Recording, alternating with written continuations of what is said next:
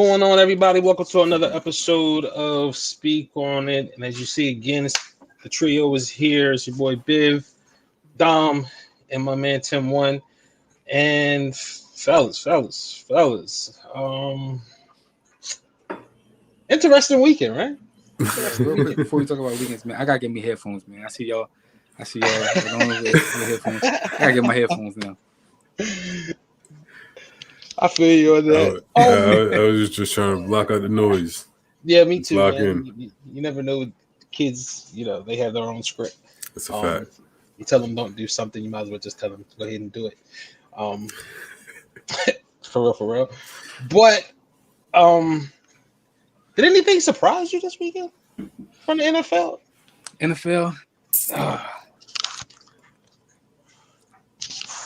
No. No, right? There wasn't anything. Nothing happened that was shocking. You know what I mean? Teams that you felt as though probably was gonna handle their business and potentially blow teams out, they did. Okay, I'll say one thing. I didn't think New England was going to get blown out, but I didn't expect them to win. You know what I mean? I picked them to win because I it's hard for me to pick against Bill Belichick. You know what I mean? And I still thought that Bills still needed that mental hurdle, and they found. And I think they got over. I think that performance Saturday night will propel them. I really think through the playoffs and into next year, regardless of how the result happens this playoffs. What y'all think? I do think that is the blowout is the one thing that surprised me about this weekend was how easily the Bills handled a Bill Belichick led defense. That is the one thing that surprised me. But I think that they came in this season with one focus, and that's to beat Kansas City. Mm-hmm. Absolutely. And they're not going to let nothing stop them from getting to them and potentially trying to beat Kansas City. And I think that was the Bills' focus, and I think that's what their motivation is. Yeah. As far as the Bills is concerned, I mean, they did what they're on a mission. I think, like you said, the whole season they had their eyes on Kansas City, and I mean now it's go time. And the Belichick, like you said, as far as the defense, that was shocking. However, I think that they overachieved this season, and I mean, of course, a Bill Belichick team in the playoffs is always leery. However, I mean, what's his name? Sean McVay? No, not McVay. That's the Rams. Sean McDermott. Yeah, there it is, McDermott. He's got something personal against Bill Belichick. He wants to let him know that he's running the division. So I think that was definitely a sign. Statement. Yeah, definitely a statement made. Definitely a statement made in that game. The biggest controversy. Go ahead, Don. I can say, but still, listen. 7 times they had the ball. 7 times they scored. Listen. What's happening, James? 7 times, bro. They score. Listen, every time they touch the ball, they score. So I'm kind of like with Tim One. That was a statement, like, and I also think that that first game that they played in, I think it was in New England or was it in Buffalo? I think it was in Buffalo. I think it was in Buffalo. The wind was absolutely ridiculous. When the winds was crazy, and the Bills couldn't actually really do their offense like had the offense the way they wanted to do it, and the New England just threw the ball 3 times and ran it like 38 times. I think they wanted to make a statement like, nah, we here and we ain't going nowhere. We got a young ascending quarterback. This our division now, Bill. Yeah, and the thing about that division, that the Jets, they're probably not going to get any better anytime soon. The Dolphins, that organization, it continues to fumble the ball. So unless Bill can get the personnel that he needs because he doesn't have offensively and defensively. They have holes in New England, and he was able to coach around that and get to the playoffs. But Buffalo's in a really good position. It's almost like that's a flip flop. Like all of a sudden, the Bills have taken over that division and they're going to run with it. They had it in the '90s, or that was a different division. Though that was different. So that was like I don't even remember. I don't even remember who all was in that division. To be completely honest with you, because it was just three. It was just the East, the Central, and the West, right? Yeah, something like that. So we got that, and then the controversy Saturday with the Raiders and the Bengals. So hold on real quick. I do want to say one thing. This surprised me this weekend. I don't know if it was this weekend or not, but Brian Flores getting fired. Definitely. That surprised me. That was last week, and that was probably the biggest shock as far as the coaching carousel was concerned. So yeah, we brought it up. That's why I wanted to say that. Like, yeah, that was that's crazy. Mr. Stevenson, appreciate it. Like, so I we can get into that. We can get into that in a little bit. I want to stick with the playoffs a little bit though. You want to go game by game? Yeah, I'm going to go to the Raiders Bengals game. Okay. You seen the play, right? The touchdown pass? The touchdown pass, right? Do you really think the whistle played that big of a role in that play? No. And the reason why I say that is because, I mean, no, my man was open regardless. I mean, the ball's in the air, so do what you need to do until you hear a whole lot of whistles. For real, in the playoffs, man. I mean, like, nah, I don't think it played a part whatsoever. I ain't gonna say whatsoever, but I don't think it's a major part. You as a professional should understand this. The playoffs, that ball in the air, man, knock it down, whatever you do, whatever the case may be, and let the chips fall where they may. You did what you need to do. No, you got to keep playing. You got to play through. Like, I agree with Tamar. Like, I don't think it had an issue whatsoever, because you hear whistles all the time and people still play through them. Like you hear whistles and you still seeing people picking the ball up, scoop it, and running it all the way to the end zone. You know what I mean? Like, people continuously play even through whistles because you never know what's going to happen. You know what I mean? You got reviews, you got all that. So you got to continue to keep playing. That's a coaching rule, right? Play through the whistle. Yep. Play through the whistle. Yeah. Play through the whistle. I don't think it had any, like, even if it did, it wasn't that significant. Mm-hmm. Like, there was like at least 6-7 yards between whomever caught the touchdown and the nearest defender. Mm-hmm. That whistle in like 0.1 seconds, like he wasn't making up that space. Like, it was going to be a touchdown regardless of the whistle, you know. And everybody's like, you know, well, they should have had to play the down over. Okay, well, they was humming. So I'm pretty sure they would have still scored a touchdown. So, like, I don't really think it, and it was early enough in the game that there was still enough time to make up for that. And they had opportunities. The Raiders had opportunities to still win that game. So I thought the officiating in that game was over the top. I felt like every time you turn around, there was a flag. Like, literally, it felt like a flag on like 7 or 8 straight plays in that game. I heard that they're not. That whole officiating crew is not going to be. Yeah. They're done until next season. They'll be back in the preseason, but their year is done. Their services are no longer needed. Yes, for this season at least.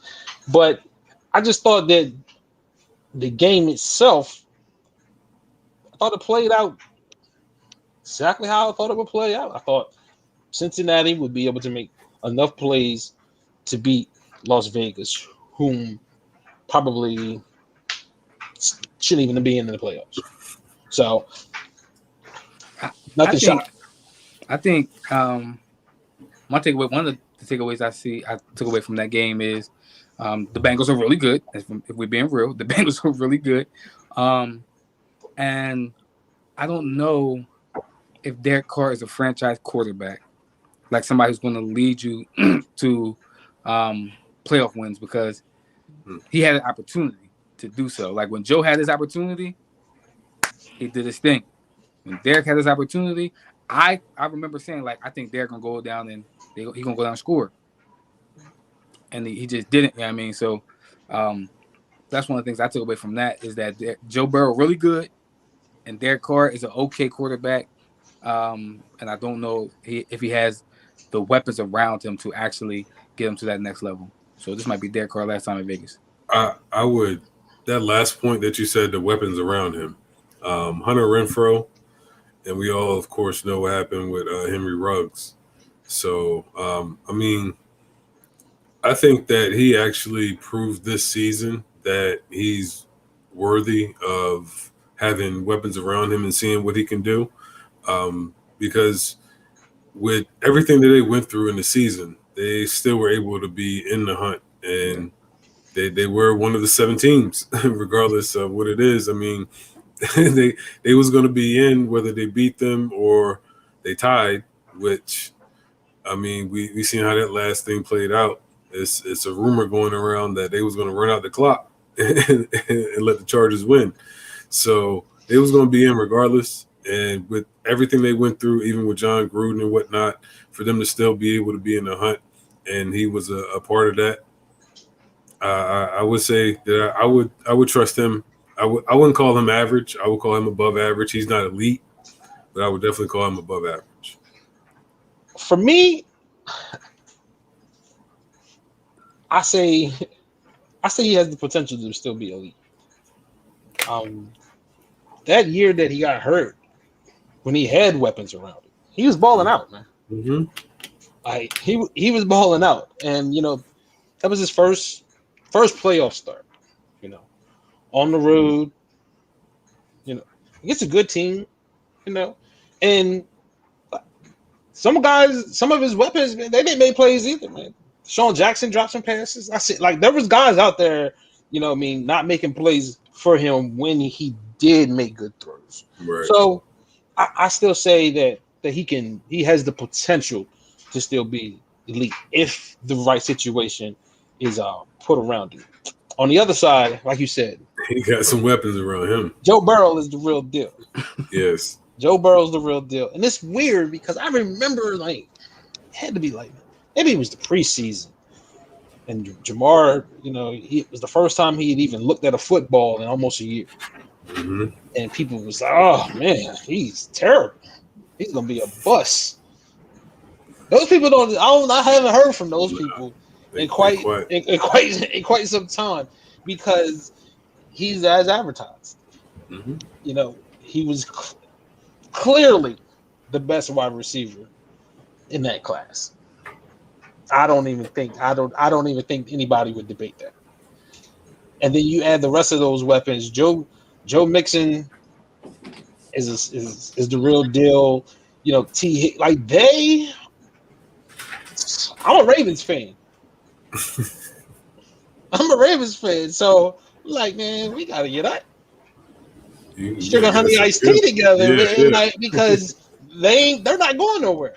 Right. And if I keep it, and I keep it 100, the Browns, they underachieved this year. Like, they had a lot of injuries to deal with everything. They're not going anywhere. And Pittsburgh's Pittsburgh. They're not going anywhere. So, like, it's like, man, we better get it together, because the division is just getting better and better, and it doesn't seem like we are willing to make the necessary moves to do that.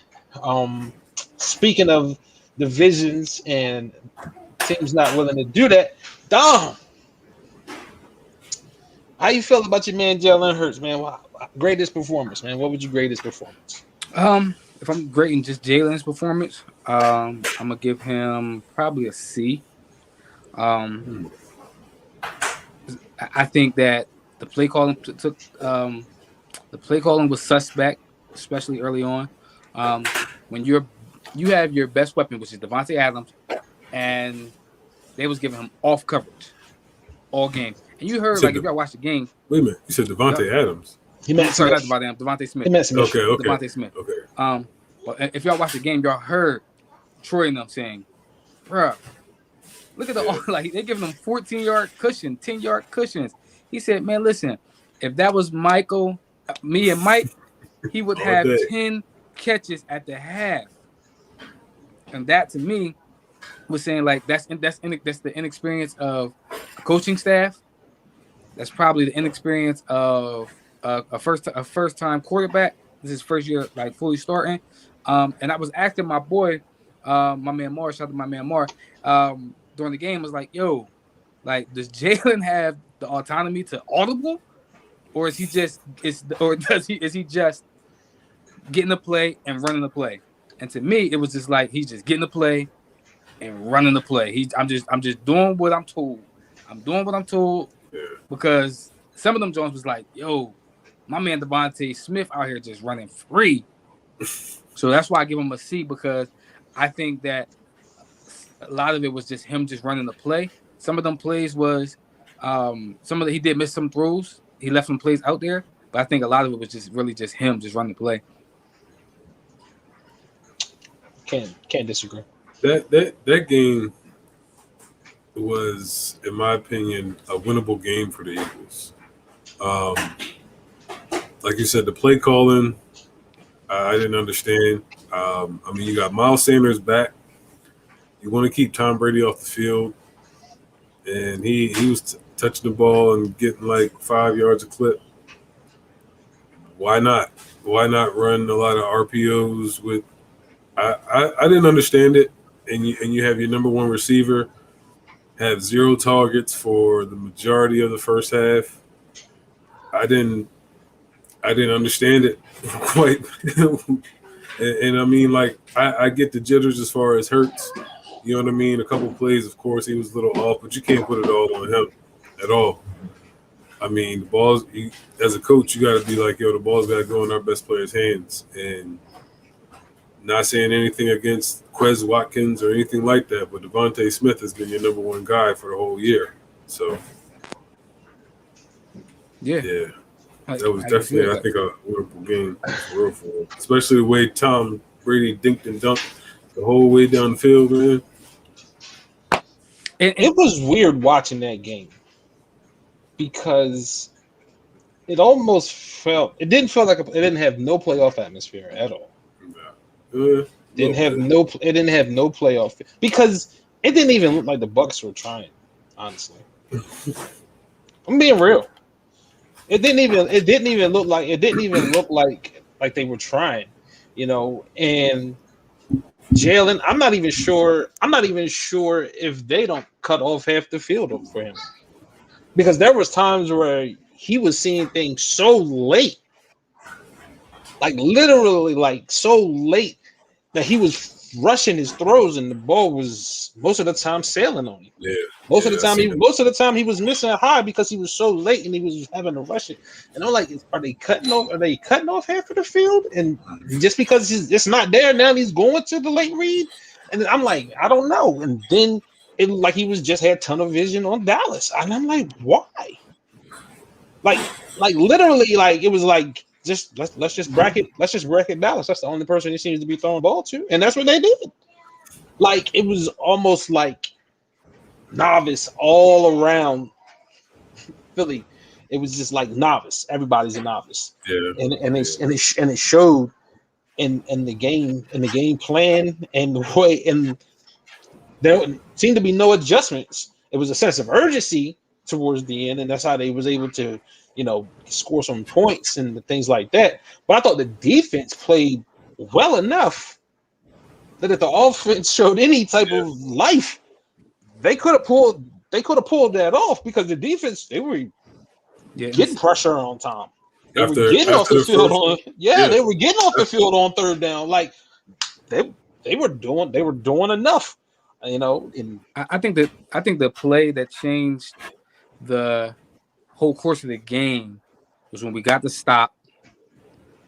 They punted it off to us, Jalen Reagor fumbled the ball.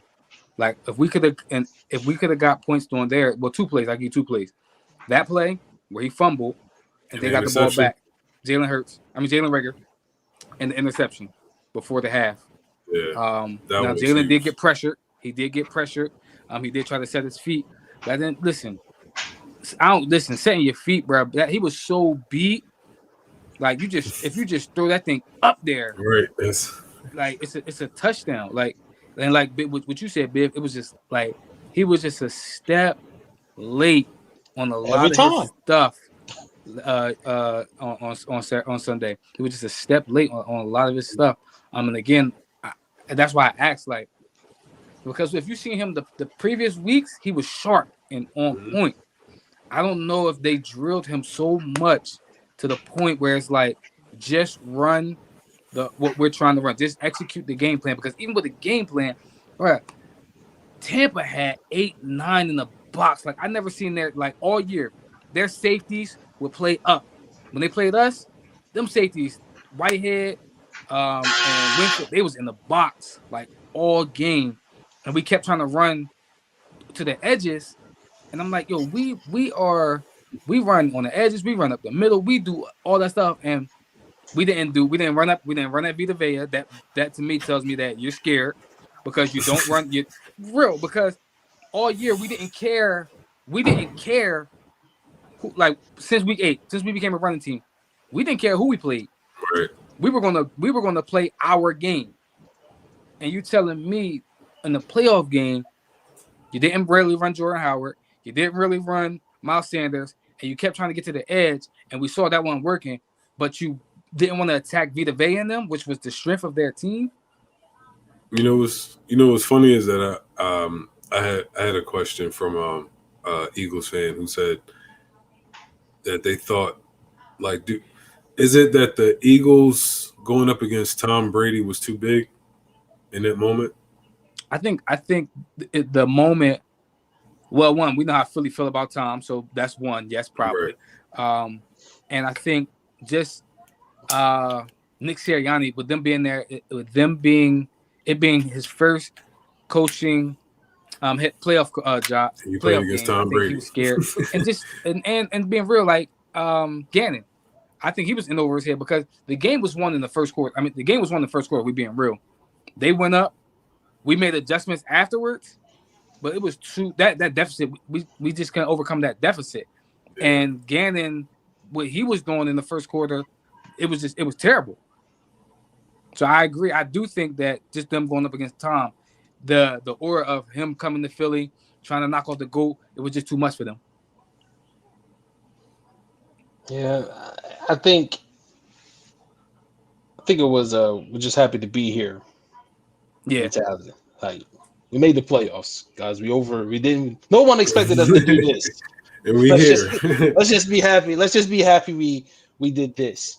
And then on to the nightcap. We'll do the nightcap first. We'll do the Steelers and the Chiefs. Interesting enough, I didn't watch the first quarter. I was watching a movie. Mm-hmm. I was finishing up a movie, and I turned on the TV, and I was like, 0-0. Whoa, what's going on? And then TJ Watt gets called for a hold. I'm like, oh man. And then TJ Watt scoops and scores 7-0, and I said, interesting. I said, okay, right. This might be a game. Right. And then Patrick Mahomes said, let me remind y'all of who I am.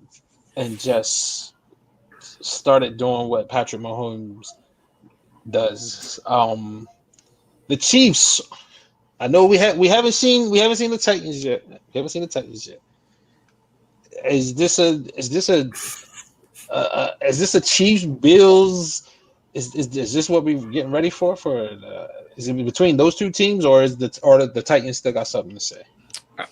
For me, I think Pat and them had to do what they did because they know that juggernaut that they got to play next week because they are a top 5 offense and defense, and if they look how they looked in the first half or the first quarter, whatever, against the Bills, that game can get ugly.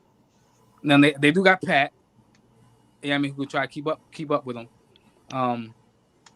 But I think that if they struggle, I think that the Bills can put up 14, 20, 21, 14 on them easy early.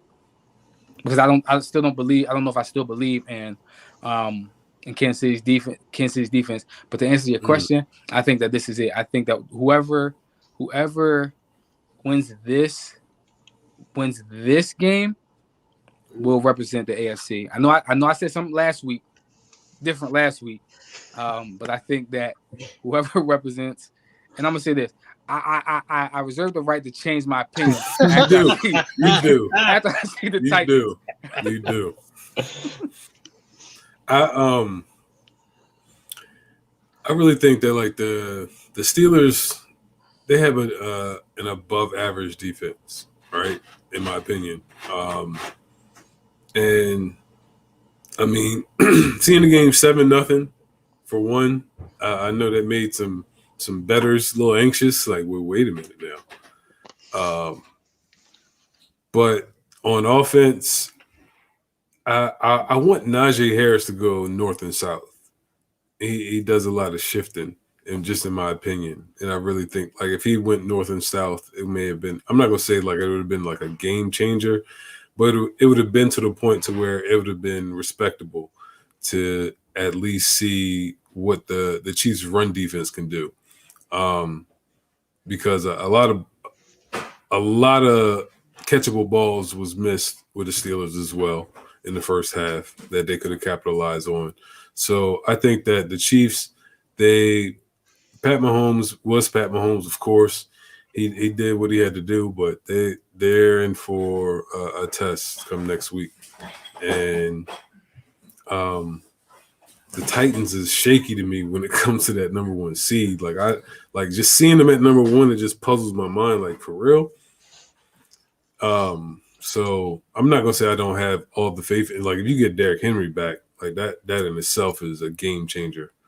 So I definitely can respect what you're saying when you say that between the Bills and the Chiefs, whoever win this game going to the Super Bowl, I can definitely envision that. I think the Bills have the most complete team. When you consider offense, defense, and coaching staff, I would say the Bills probably have the best of all of that.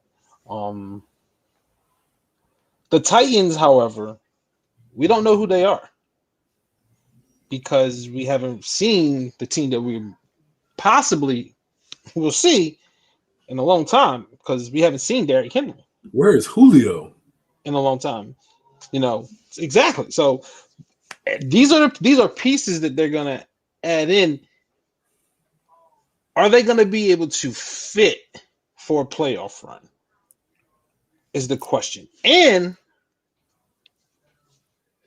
do you still trust Ryan Tannehill? Like, I think I don't. In this day, right now, I don't. In this day and age, we're not gonna see too many dominant defenses win Super Bowls anymore. I think you have to have that quarterback that's gonna have to make throws and make plays. Can Ryan Tannehill go on a Joe Flacco run? Can he go on? Joe Flacco, just being honest, can he go on a Nick Foles run? Does he have that in him? Yes, I do. I believe he can do that. But I don't think it helps when you're adding in dominant pieces at this time of the year who haven't been a part of really the long haul. Like Derrick Henry, he's gonna have a lot of rest. Mm-hmm. But he's Derrick Henry. You're gonna give him the football. Right. Julio Jones, he's freaking Julio Jones. Right. Like, he's gonna get some targets. So it's almost in a situation now where they're almost gonna be a completely different team than what we've seen. So a lot of teams, they're not gonna have the film. of what they're about to see. So it's an advantage, and at the same time, it's a disadvantage. But I still think they and the Bills are the two teams. I still don't believe in the Chiefs. I don't believe that that defense is too shaky, and they still, in my opinion, aren't consistent enough in running the football. If a team is able to take away the passing game, or they get into a situation where it's inclement weather and you can't throw the ball, because I mean they play in Arrowhead themselves. You can get a blizzard. Right. You know what I mean? Can you play defense and run the football if necessary? And I think the other teams can do that, and I don't think Kansas City can do that if they need to. That's why I trust the other two teams. Hey, Jerick McKinnon showed off the other night. He's been showing off the past couple weeks. I got a question for you. I'm not going to sleep on that. Go ahead, good brother. Can the Titans beat the Bengals? Man. Listen, you took my power. When it comes to the Titans, I see them as a number one seed, but it's like one of those number one seeds that's like going to be in awe that they're a number one seed and get knocked off by the team that's hungrier. And I think that the Bengals are on pace to where like they're under the radar. People know how good they are, but at the same time, they're still under the radar. And for them to go into Tennessee and to win a football game, that would not shock me whatsoever. Actually, I kind of expect that, to be quite honest, because like you said, you have those dominant pieces coming back on offense. Now the chemistry has to get back. And now you're going to have to face Joe Burrow, who's got a wide receiver core that's great, and coming in with a running game that's great. And then you got a defense that's playing good. So, I mean, like that's playing complementary football, I'll say. And it's going to be a tough adjustment. And Tennessee, if the Chiefs or the Bills were the number one seed, that would be more legit to me. And that's not saying anything to the Titans. It's just that a lot of their wins were shaky. I mean, they lost against the Jets. Come on now. So like anything can happen. And to me, for you to be the number one seed and lose against the Jets, I don't care if it's week 1 or week 18, bro. Like, nah, we don't. You don't do that. Loss in there too. Huh? I said I think they got another shaky loss in there too. They do. But they listen, do. hold on. They do. The Bengals, if I'm not mistaken, the Bengals lost to the Jets too. Oh, so the Jets is just about to be 12 and 13 and 4 next year, man. The Jets are bad, but when you have a coach, I like their head coach, and I think they just play hard for him. So when you play hard, good things that happen. You put yourself in position to make plays, and sometimes because think about it, they played the Bucs tough. That's why AB was running off, because it was a tough game. It was right. It was he felt like he needed the ball more. Like, but anyway, like the Titans. Go ahead. I'm gonna give y'all 4. I'm gonna get we still in the Titan game, but I'm gonna give y'all 4 names. Well, 8 names, and y'all tell me at this point, who are you picking? Tannehill, Julio, AJ, and Derek, or T. Higgins, Jamar Chase, Joe Burrow, and Joe Mixon?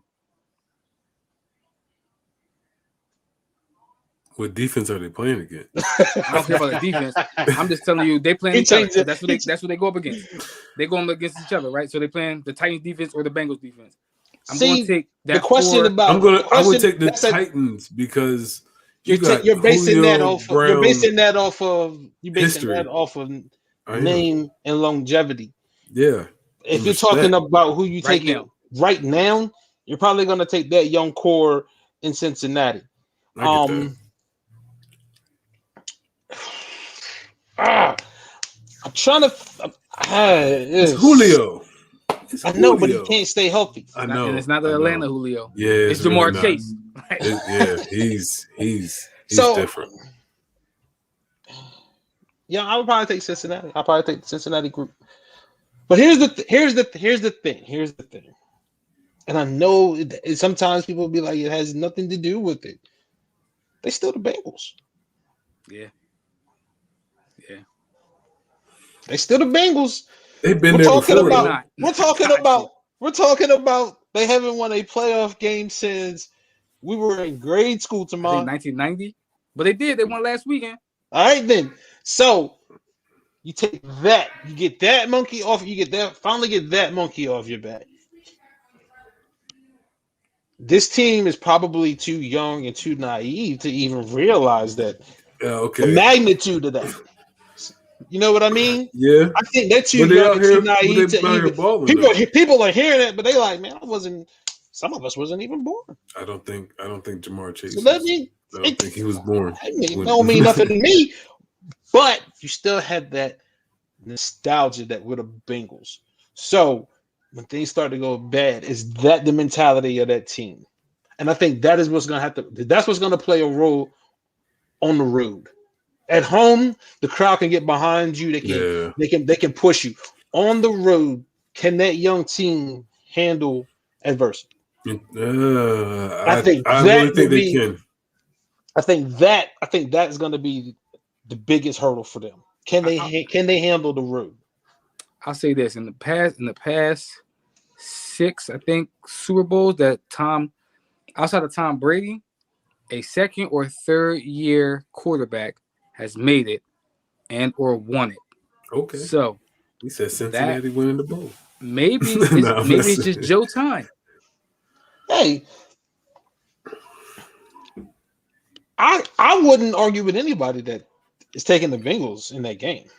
I wouldn't. I'm on the fence myself.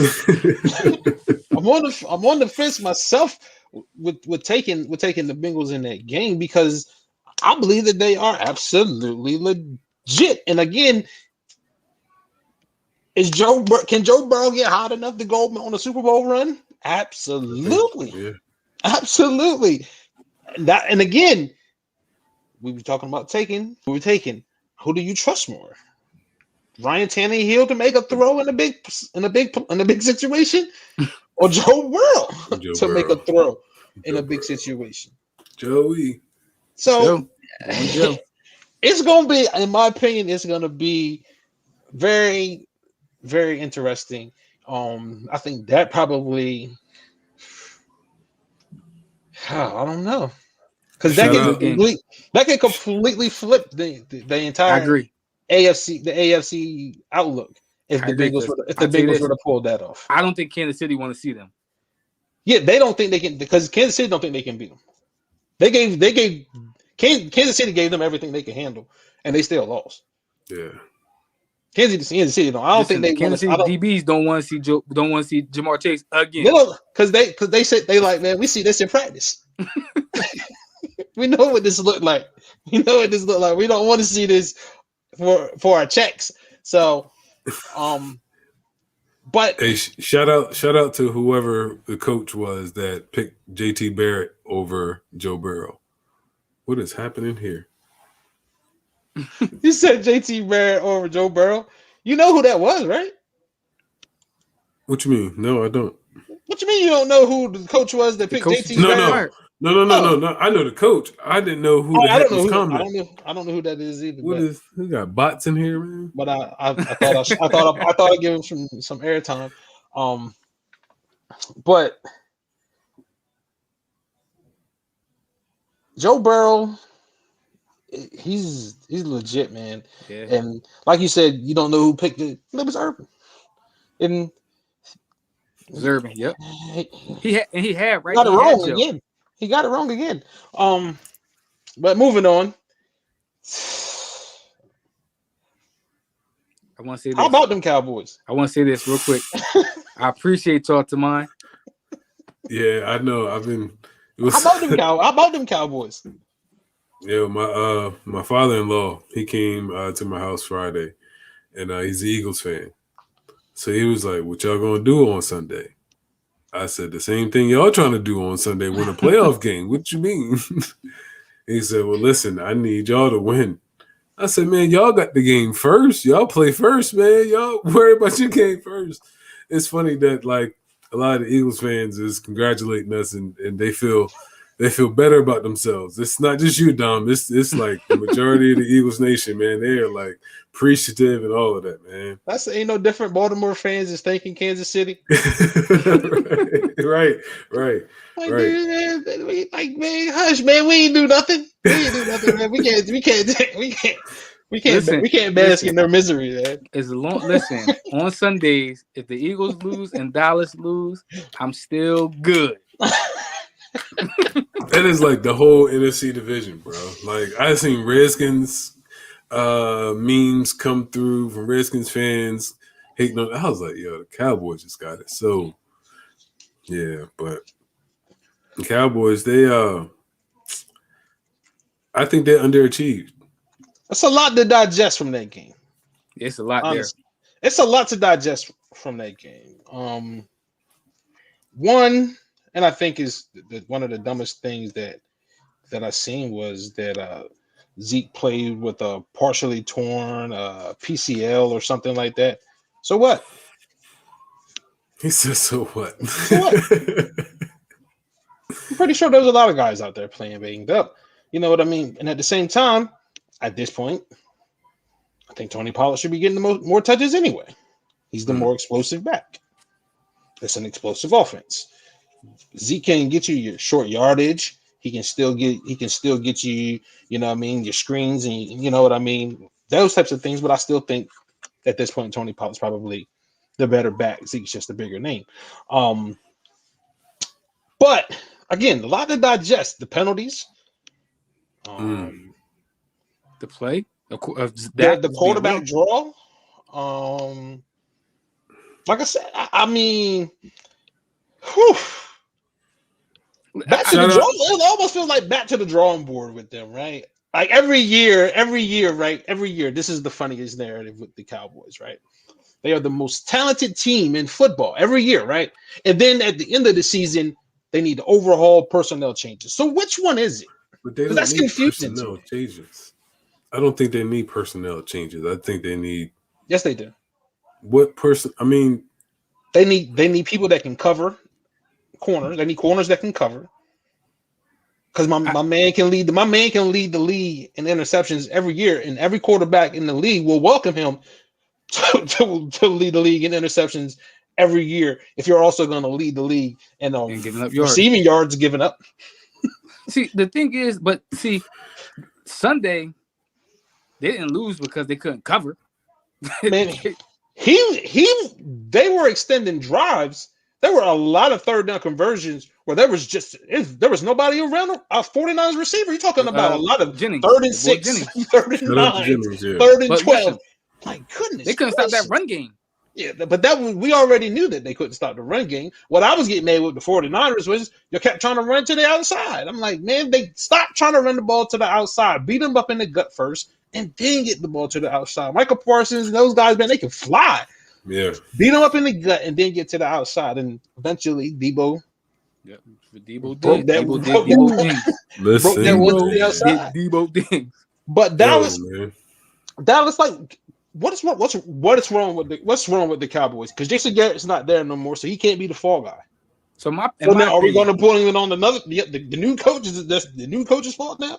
I think he take. I do think he takes blame. But I came away from that game and I was like, is Dak worth $40 million? Because $40 million quarterbacks, we've seen two other ones. We've seen two other $40 million quarterbacks, and we see what they did, right? We seen what Pat did. Mm-hmm. We see what Josh did. $40 million quarterback, when you getting paid $40 million, teams gotta win. Your team gotta win because of you. And Dak didn't do it. They didn't win because of Dak. Regardless, and they got a monster offensive line. But did they lose because of him? Yes. You say yes. Okay, let's talk about the pick, right? Let's talk about the pick he threw. He threw a terrible pick, which shifted the course of the game. He missed throws. He completed 53% of his passes. Like as a quarterback, that's not good. As a quarterback, you're not gonna win doing that. No. So we can say did they win? Did they lose because of that? If I'm doing like a pie chart, I think I give him the biggest piece of the pie because as a quarterback, so if I'm gonna flip it, if the 49ers lost, the loss would have been on Jimmy G. It would have been on Jimmy G. Understandable. So if we go on that, I think that they lost because of. I do think that they lost because of Dak. Because again, you're a $40 million man, and you have to hit the play. You have to make the plays. You have to hit the people. I would disagree. The stats, yeah. However, their offensive line did not give him enough time, and I say as a 49ers fan, our defensive line isn't what it was when we went to the Super Bowl. However, it's still formidable, especially we got Bosa, we got Armstead. But I think that was like the first time that their offensive line was all together for a very, like, everybody had been out different points at a time or whatever. So I think that he was fast when it came to his throws, especially on third down. And I think that the 49ers was just getting to him, to be quite honest. So I don't think it was all on him. He did have some bad throws, but that offensive line didn't give him much time. I'm not gonna say this all on him, but I can say a pie chart. He had the biggest piece of the pie. Because okay, again, how much of the pie is he getting? I would say probably half. More than I'd okay, say 35. I would say 50%. Whoa, so he giving on 50. You saying 35? That's a big difference. Because listen, if you say 35, right? Because I'm gonna give you 50. Huh? I'm gonna give you 50 as well.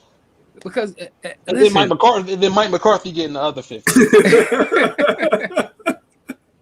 Because again, and that's cool because this is what I say about Mike McCarthy. Mike McCarthy didn't make a time management except on the last play. And again, I don't know who called the call, but that was a terrible call. And that's the reason why he's getting that other 50%. Because to me, it don't matter who called it. He called it. You're the head coach. 14 seconds left on your season. There's no next week if you don't win. You made that call. I don't care if Kellen called it in. You made that call. So it's on you. And he wouldn't have got 50% if that play didn't happen. They could have threw a Hail Mary. They could have ran 2 or 3 more plays and still lost. I wouldn't have gave Mike McCarthy 50%. But because that play, that one call, it just shows almost incompetence, man. It did. Like come on, man. Like that's worse than Brady trying to call a timeout or asking if it's fourth down. Like, is it fourth down? That's worse. This is worse. We're talking about a playoff game at home. You're driving to at least tie. Analytics say. What does analytics say? With the seconds that you have, you can be able to run and then slide and then be able to get the ball down with 1 second to go. But isn't that part analytics? I think analytics is cool when I'm it's coupled with common that's sense. What he went up for. Right? Yo, that's why I don't do analytics. Because he said he picked the right. That's why I don't. He said out of his mouth that he picked the right play. And it wasn't executed correctly. It was the wrong play. It is the wrong play. You can't execute it like that in practice. Like they said, how do you execute something like that in practice with no ref?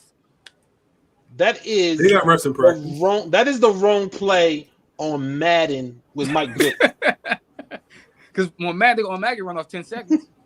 You feel me? That is the wrong play on Madden with Mike Vick. Okay? You do not call that play.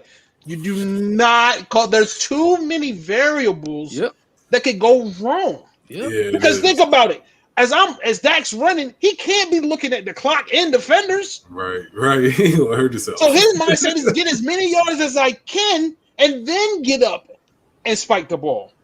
That's his mindset because I can't look at if he's looking at the clock, he's probably gonna get murdered. What if one of his wide receivers just fell down and couldn't get back into the line and set? There's too many things that could go. There's too many things that can go wrong. Like you said, with that call. The ref not fast enough to get down and touch the ball. Like, you still got to spot it. Like, there's so many things that could go wrong with that play call that makes it a bad play call. The reason why with the 50% on Mike McCarthy, because they was eating up so much yards in 3 plays. Yeah. 3 plays, they ate up so much yards and got out of bounds every time.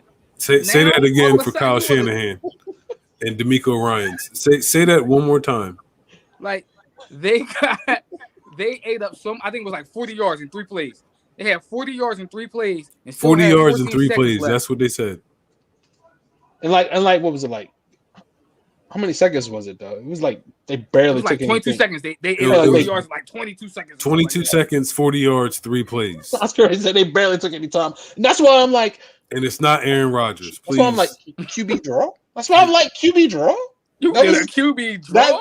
Fire your analytics guy. If your analytics guy said that was the play to call, fire your analytics guy. You need a new analytics guy. Which again, why you said it has to be 50% on Mike McCarthy, because that's just dumb. No, that's just so. You listen to all these people. He makes Aaron Rodgers look justifiable in not wanting him to be there anymore.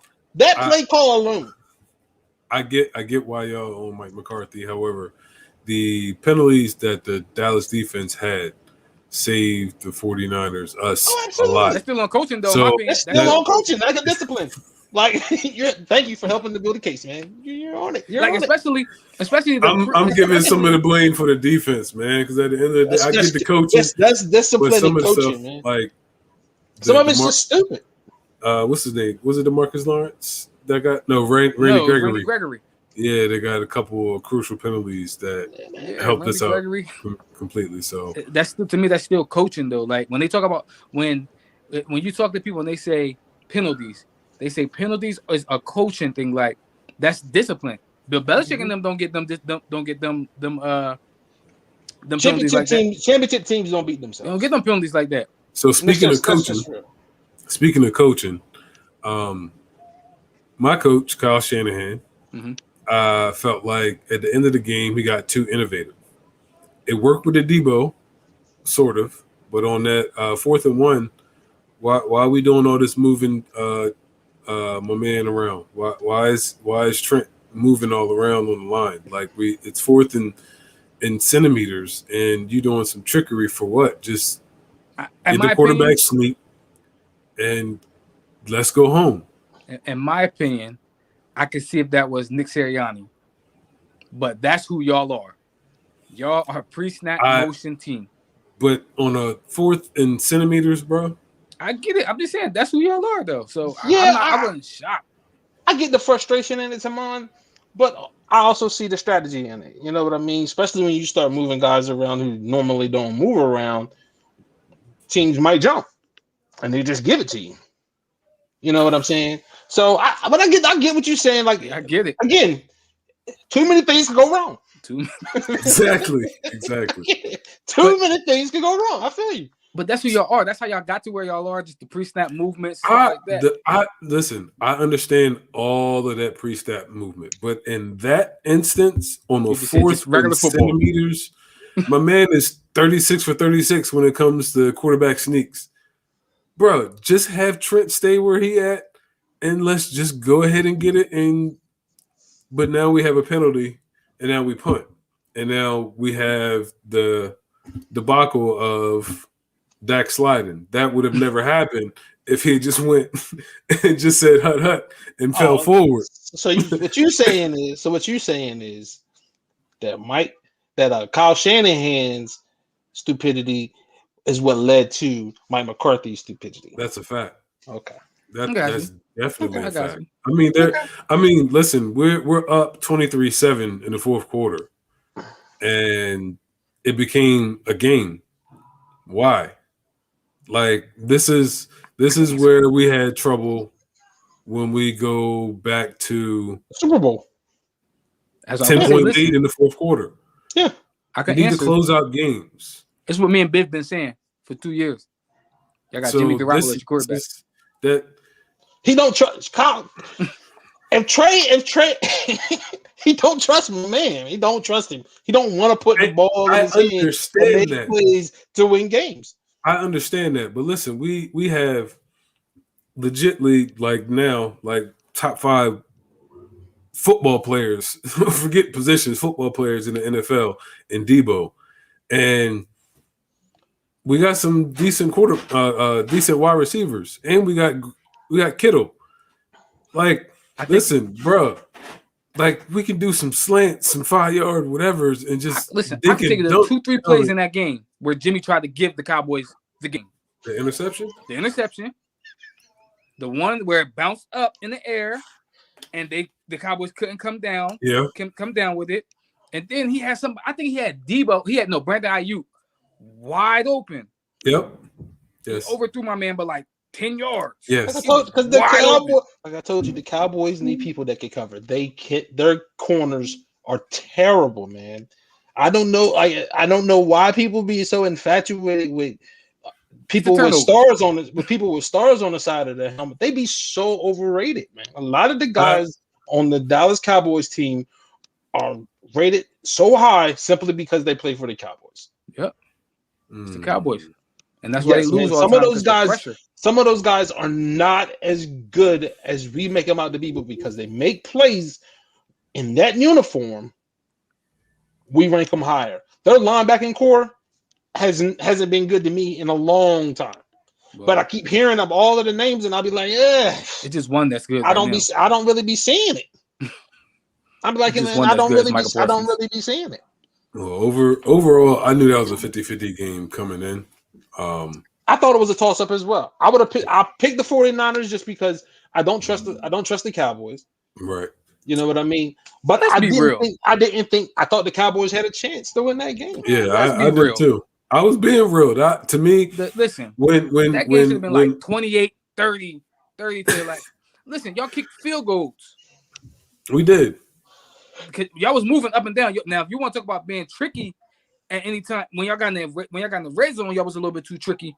But y'all kicked field goals. That game should have been over by halftime. And I don't disagree with that at all. I'm just saying, coming in, I thought that it was a 50-50 game. And like I would have, I was telling one of my guys, one of my fellow 49ers fans, like I would have much rather played the Cowboys than playing the Buccaneers. So, absolutely. Like I got what I wanted, and the result came out the way it is. So now our secondary needs to step up. I got you. Do you hear me? All right. So tonight's game, Cardinals, Rams. Who you like? That's a tough one for me. I'm sorry, Chris. I like the Rams because I think I'm gonna tell you why I like the Rams because I feel like they have no other options. They push all their chips to the table. Like they have no picks, they have no money, like they got nothing. It's really a Super Bowl or bust for them. Like a Super Bowl or bust for them. Like they got no pick. I don't think they got a pick in the next 5 years. They went and got Von Miller. They went and got Odell, like they got all stars. This was after they went and got Jalen and all of them. So yeah, so and I think Matthew Stafford has to win the playoff game. Like he has to win the playoff game, and I don't trust Cliff Kingsbury.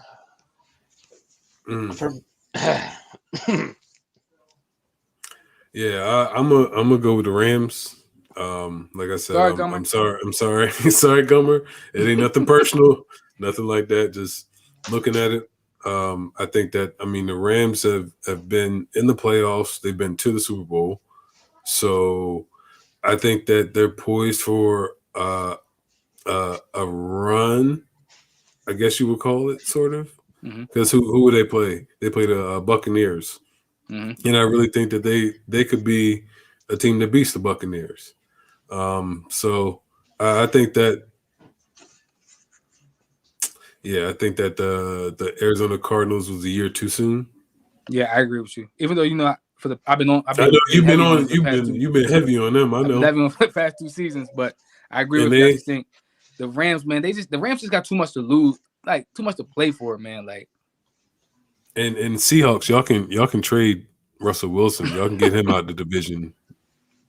Go ahead. Or listen, shoot, I might want to keep Russ in the division the way he playing right now. No, he just balled the last couple games before. I mean, when he was hurt. So like, listen, Russell Wilson can get out of the NFC West.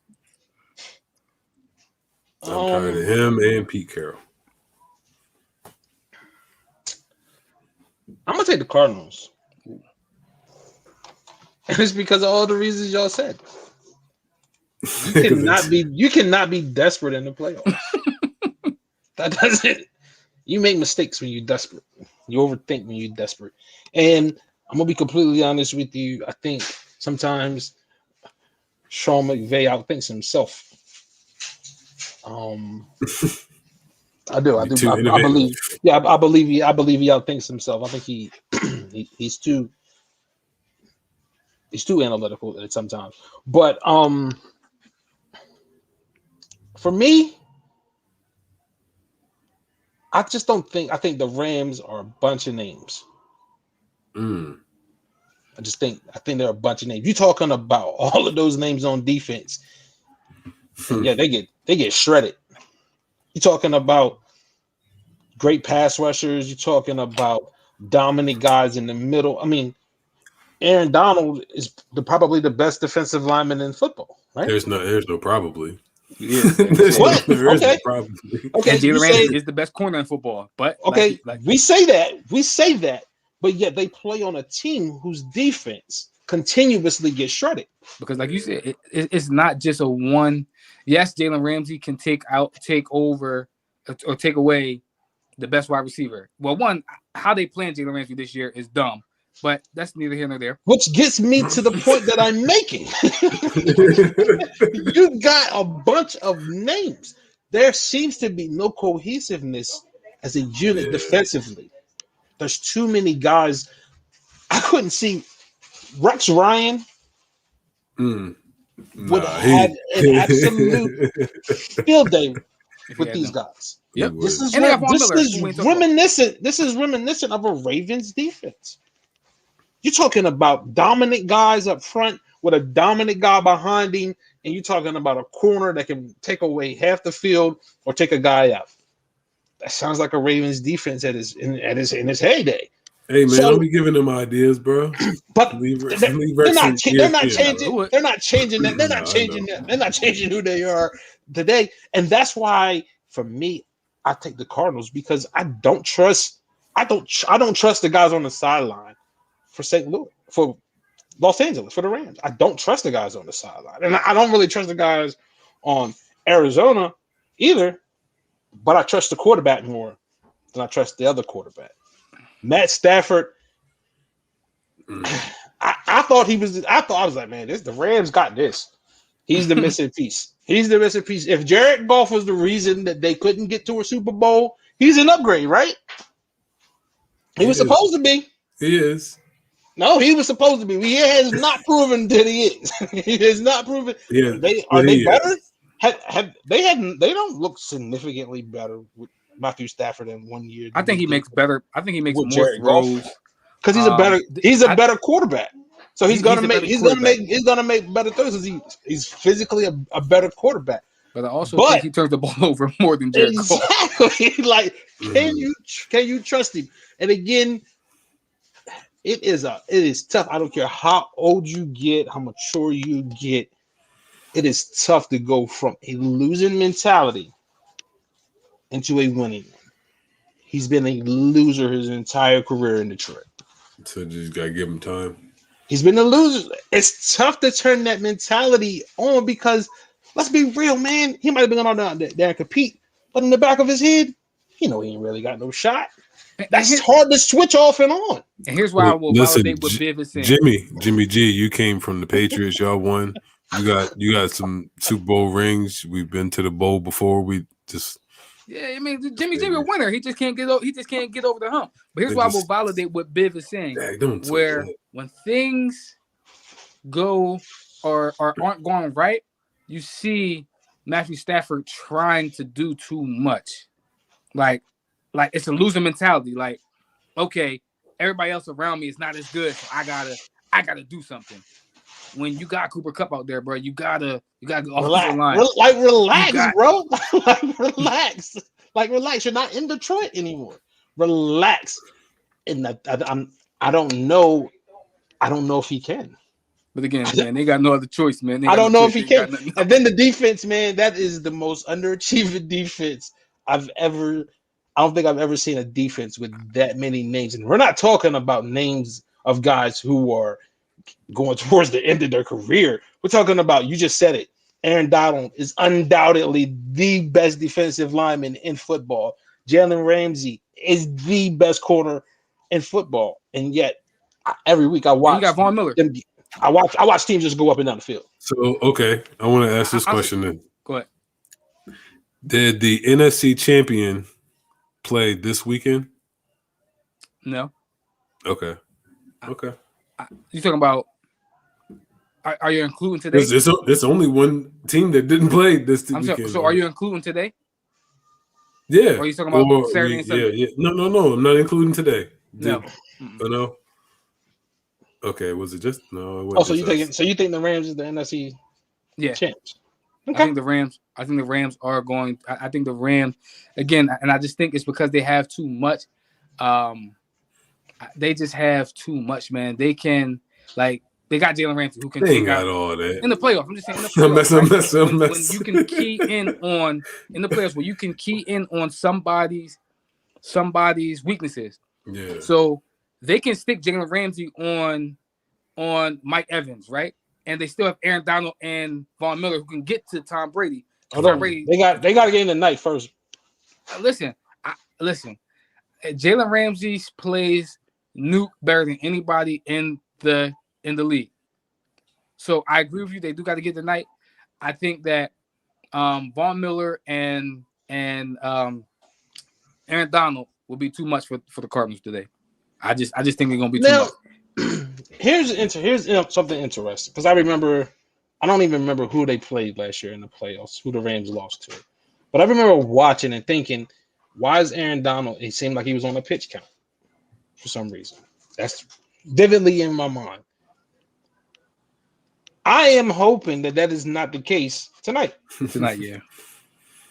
I am hoping that he's not on a pitch count. He's in every down defensive lineman, and he needs to be out there every down. Like there is no next week. I'm picking the Cardinals because I don't trust anything that the Rams have, but the Rams are the better team. They're the better team, yeah. They are the better team. Raheem Morris to me was the worst hire this year. He's the worst hire. He's the defensive coordinator for the Rams. He was the worst hire this year. When you go from I think they was a top 5 defense last year without Von Miller, and then you move the best corner in the NFL to the slot. You just made an error, Mr. Morris. That's all. Just change it up and things go smooth.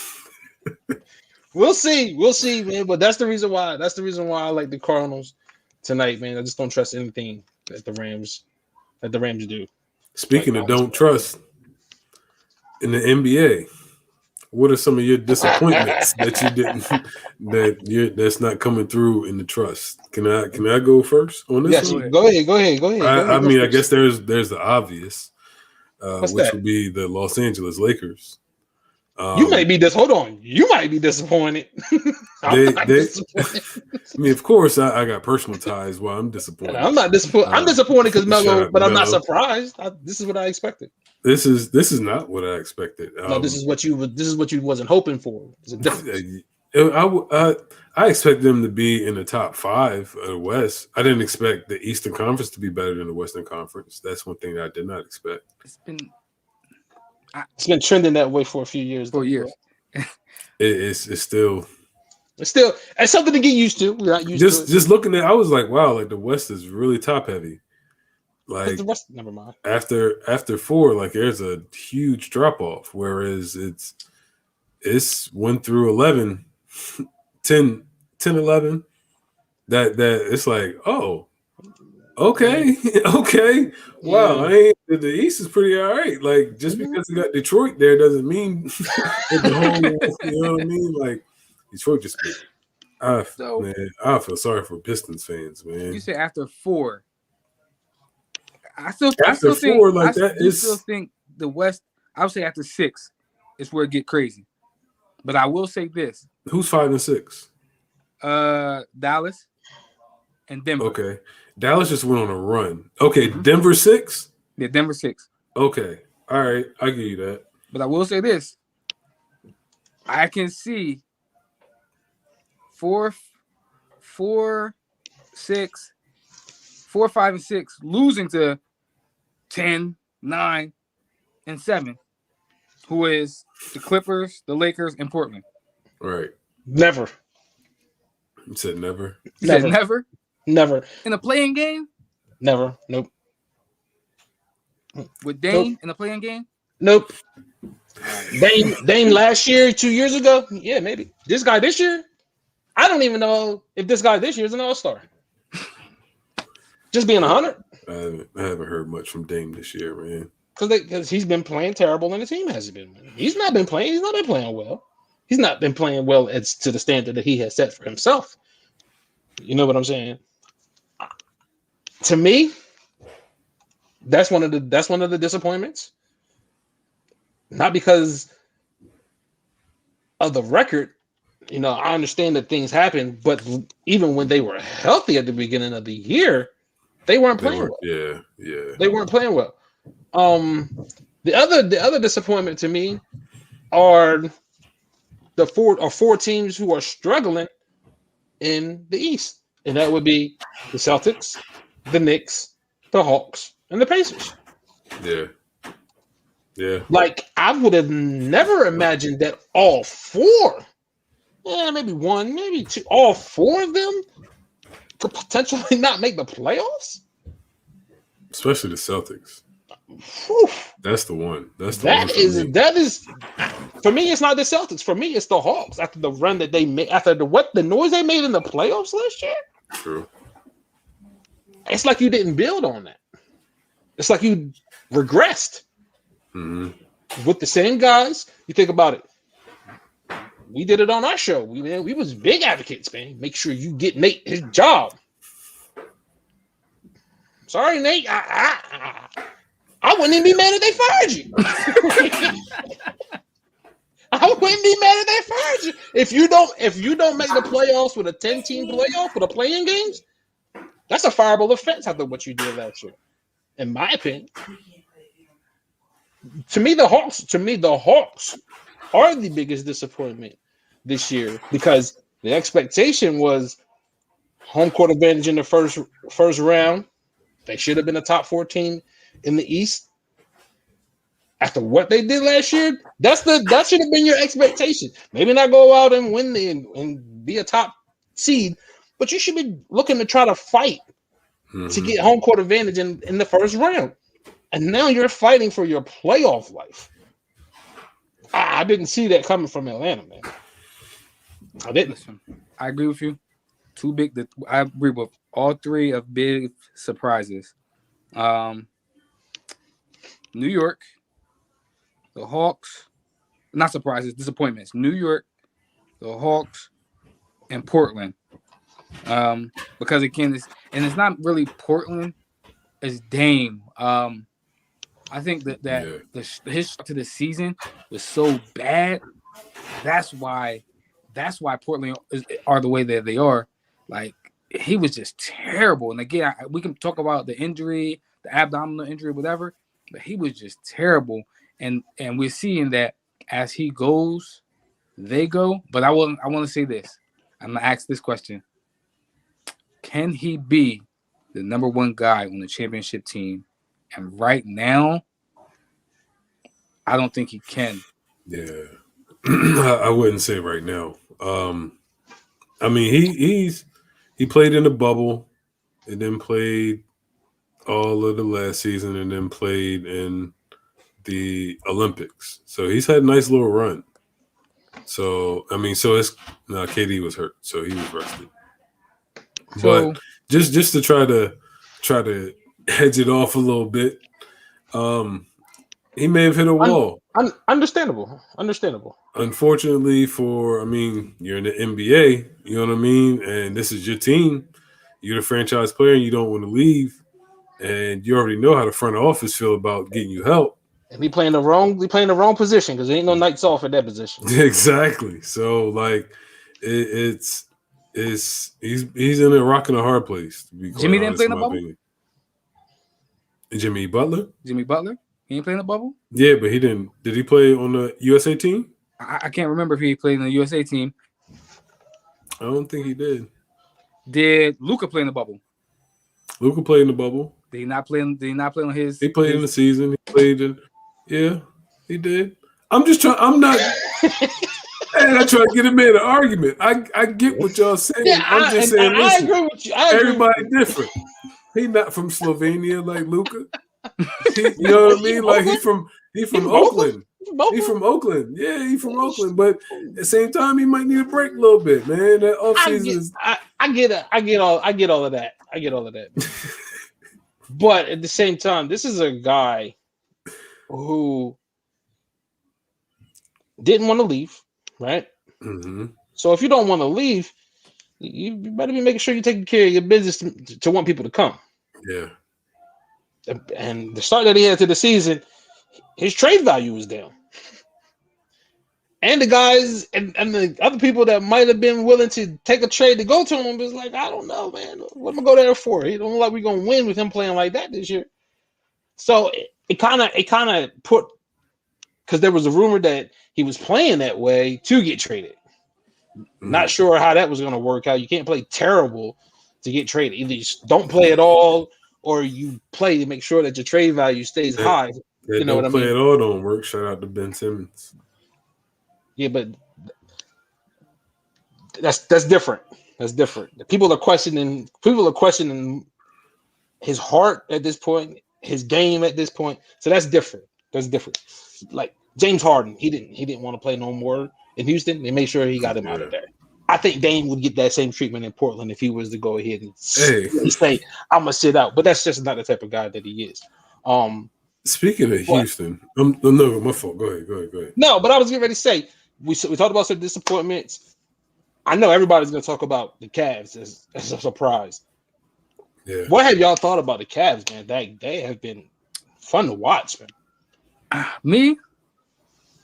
They got an old school lineup. Like, they got 3-footers in their starting lineup. They play good defense. Like, right. Jared Allen been crazy. They could possibly have 2 All-Stars, right? And Jared Allen and Darius Garland.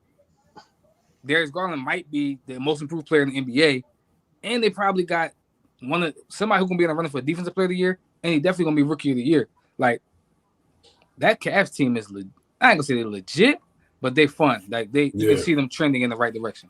Yeah, I definitely like what they bring to the table, man. I like Mobley, and Kevin Love looked like he's having fun out there again, and he's like they didn't. It's like at one point he was like, "Oh, y'all left me," but now he's like, "All right, I'm cool with them. Get my check. You know what I mean? We winning games. We all right." So I mean, they definitely are a huge surprise, and like Biff said, and like Dom said as well, they definitely are fun to watch. Yeah, I think they, along with a couple other teams that we get to, they're the reason why the Celtics are struggling. They're the reason why the Pacers, because this team, they stuck together. They went through the bumps and the bruises, and they putting the right guys around one another, man, and they are literally hooping. And of course, my Bulls. Yeah, I didn't see that one coming. You know what I mean? My Bulls, like I said, I expected us to be fighting for a home court advantage in the first round. I thought that we were good enough to get to a 4th seed. You know, things have happened, and you know we were able to get to the 1 seed.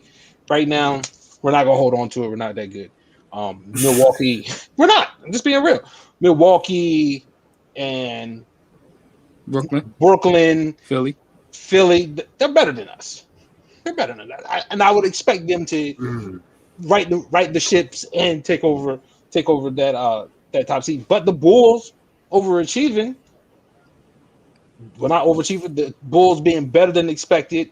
The Cavs being better than expected. They are one of the reasons why those other teams, the Knicks, struggling. I at one point, Kimball was out of the rotation. Yeah, well, Who's seen that coming? Who's seen that coming? And now he's back in it or whatever. But like the Bulls, I don't think we're good as our record. I know the saying is you are what your record says you are. We're not as good as our record would indicate, but I think we're in a good. Really good place. Honestly, as long as we can stay healthy, I think we're in a really good place.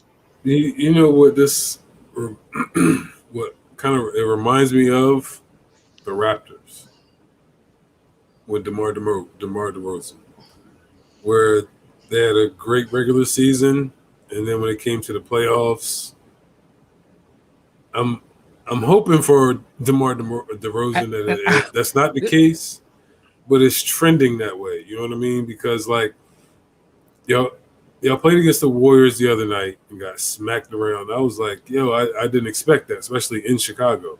You didn't? Like I didn't. Not to be smacked around by 40. Like we're not I didn't good. expect that. We're not good.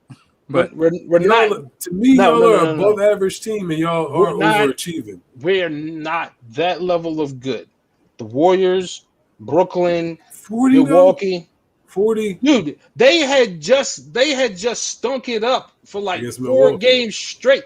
No, not against Milwaukee. They had stunk it up like 3 or 4 games straight. They were due for a hot game, and we just happened to be the wrong team at the right time. That's all that was. They stunk it up for like 3 or 4 games straight. They couldn't throw a pebble in the ocean, man. Steph was struggling. Jordan Poole was struggling. Like everybody was struggling. They got hot against us. They got hot against us, and it happens. You know what I mean? So we're not consistently at that level. Like Lonzo, in and out of the lineup. Vucevic, he just disappears in games. He does. He just completely disappears in games. And then Zach in and out of the lineup. You know what I mean? So like that doesn't help us either. And again, we got a lot of talent, but we are not a team. Like we still trying to figure out all the pieces, how they mesh, how they work together. While Milwaukee, they know who they are. Yeah. Philly, they know who they are. Brooklyn, they know who they are. The championship ready basketball teams. We're still trying to figure out. We're talented. Miami, they know who they are. Like they're championship ready basketball teams where we are still trying to figure out exactly who we are. And we're really in a position where we're still at Zach's mercy. Yep. You know what I mean?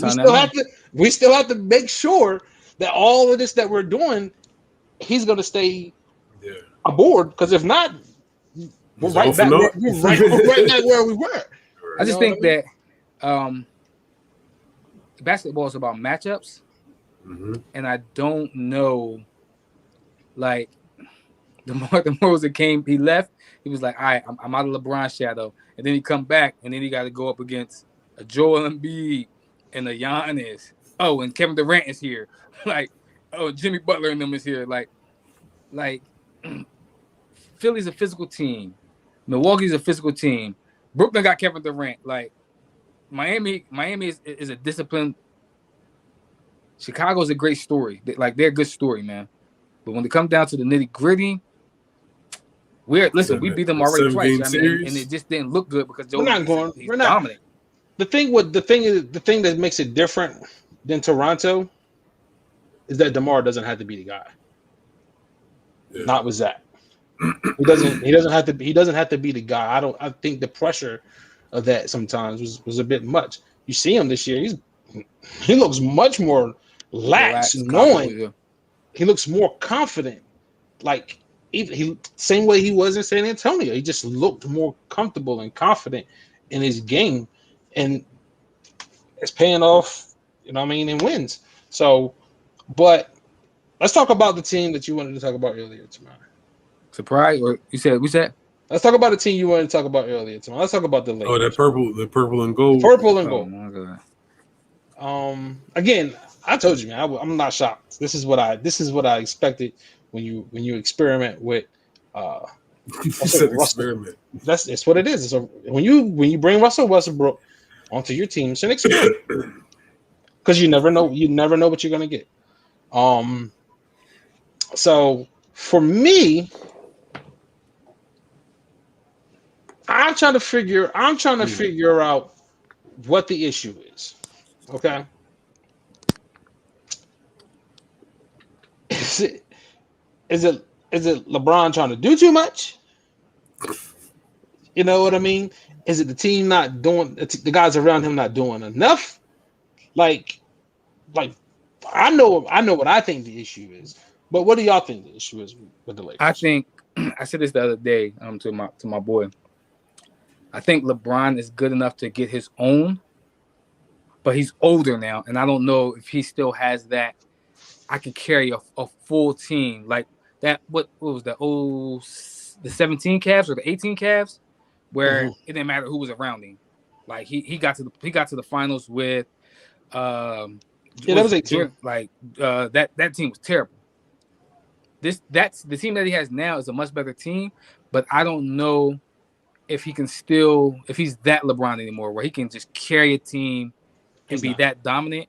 And I also think it's Russell Westbrook. Just being real. Like, even in the beginning of the season when Russ was like, so what if I turn the ball over? Who gonna tell me otherwise? Like, who gonna tell me? Like, from there, I already knew it was gonna be a problem. Like I said, you hear LeBron come out to the media, like, leave Russ alone, like, leave him alone, like. Told you, man. That's an experiment, Tamon. Yeah, it's an experiment, man. It's an experiment, and my hypothesis was that this team was not going to be good. That's a nice word, hypothesis. Go ahead. It was. You can't. I didn't. I love Russ. So Russ is not a championship player. Is that what you're saying? I love Russ. But you're not gonna win with him. Listen, we've seen this, right? He had Kevin Durant. He wanted to be the guy. Like, you see KD over and jumping up and down with his hands waved, like, yo, throw me the ball. And Russ like, man, get out of here. Like, he had Paul George. He had James Harden. Now he got LeBron. Like, he had Bradley Beal last year. Now he got LeBron. Like, the common denominator in all those situations is him. So, what if he don't shoot? If he don't shoot, what is he out there for? To play defense? He doesn't do that. No, he doesn't play defense. I think Russ is the type that needs his own team. He needs his own team, or he needs to realize who he is and just be that like it took Melo some time to be like, all right, I'm a bench player. Like, all right, I mean, like that's my role now. Like, Russ is the guy that he can be very good on his own team, put up empty numbers. I mean, get him to the playoffs or whatever, maybe. Yeah, I mean, and get knocked out in the first round. James said he's Allen Iverson. Nah. I'm getting ready. I'm gonna go ahead. Continue. I'm gonna address all of that. I'm gonna address all of that in my. Russ needs his own team, or he just need to know who he is. Like, you're not the number one guy. You're probably not the number two guy. Like, just get everybody else involved, Russ. Like, just get everybody else involved, and then pick and choose. Like when you want to go, like when you want to do your thing. But that's when he needs to learn how to defer. I'm just surprised at the fact that, like, you're losing the games that you're supposed to win, and at the end of the day, like, you have these guys, right? You have LeBron, you have these names, and we know the NBA, like you said, is full of matchups. So, I mean, you need to take advantage of these matchups. Like, you shouldn't be losing to the Sacramento Kings. Like, that's a game that you should win. And that is what's disappointing, is the fact that, like, if you win the games that you're supposed to win, you're 4th or 5th seed, which, I mean, you just want to get in when you got LeBron at this point, right? And you're at the point to where you can't even get in. And LeBron is second in the league in scoring. It's like, so it can't be him. or can it? Yes. And then, like you said, Russ. I mean, like I was thinking to myself, like, yo, why Russell Westbrook has been the turnover guy in LA, right? And you got John Wall that's sitting, getting how many mils just sitting? Why just not do that trade? Probably because Houston don't want to do that Are trade. you serious? Houston, Why would I bring him just back? had him. Why would I want him back? Why would I want to bring him back? Anywho, Because you paying this man that's not even playing. I'd rather pay him to stay away than him to bring Russ here. And he's gonna ruin all of your young kids. The best ability is availability. Yes, you have somebody who actually wants to play. Yes, versus somebody in the middle, when you're trying to win a championship, I understand that. Right. But we got a young group of guys that we need to make sure that they are getting the development that they need. I am not bringing in a guy to destroy all of that. It was just a thought. It's a thought. I understand it. And I understand. It makes sense for the Lakers. It makes sense for the Lakers. It doesn't make sense for Houston. You're cutting a check to somebody who's not playing basketball. But that's an agreement that they had, though.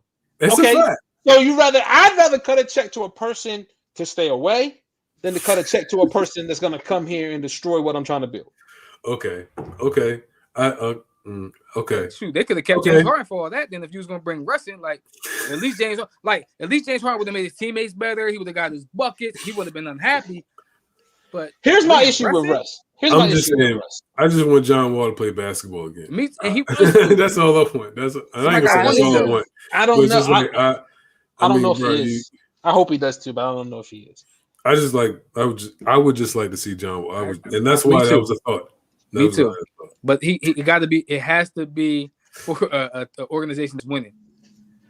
Westbrook is trash.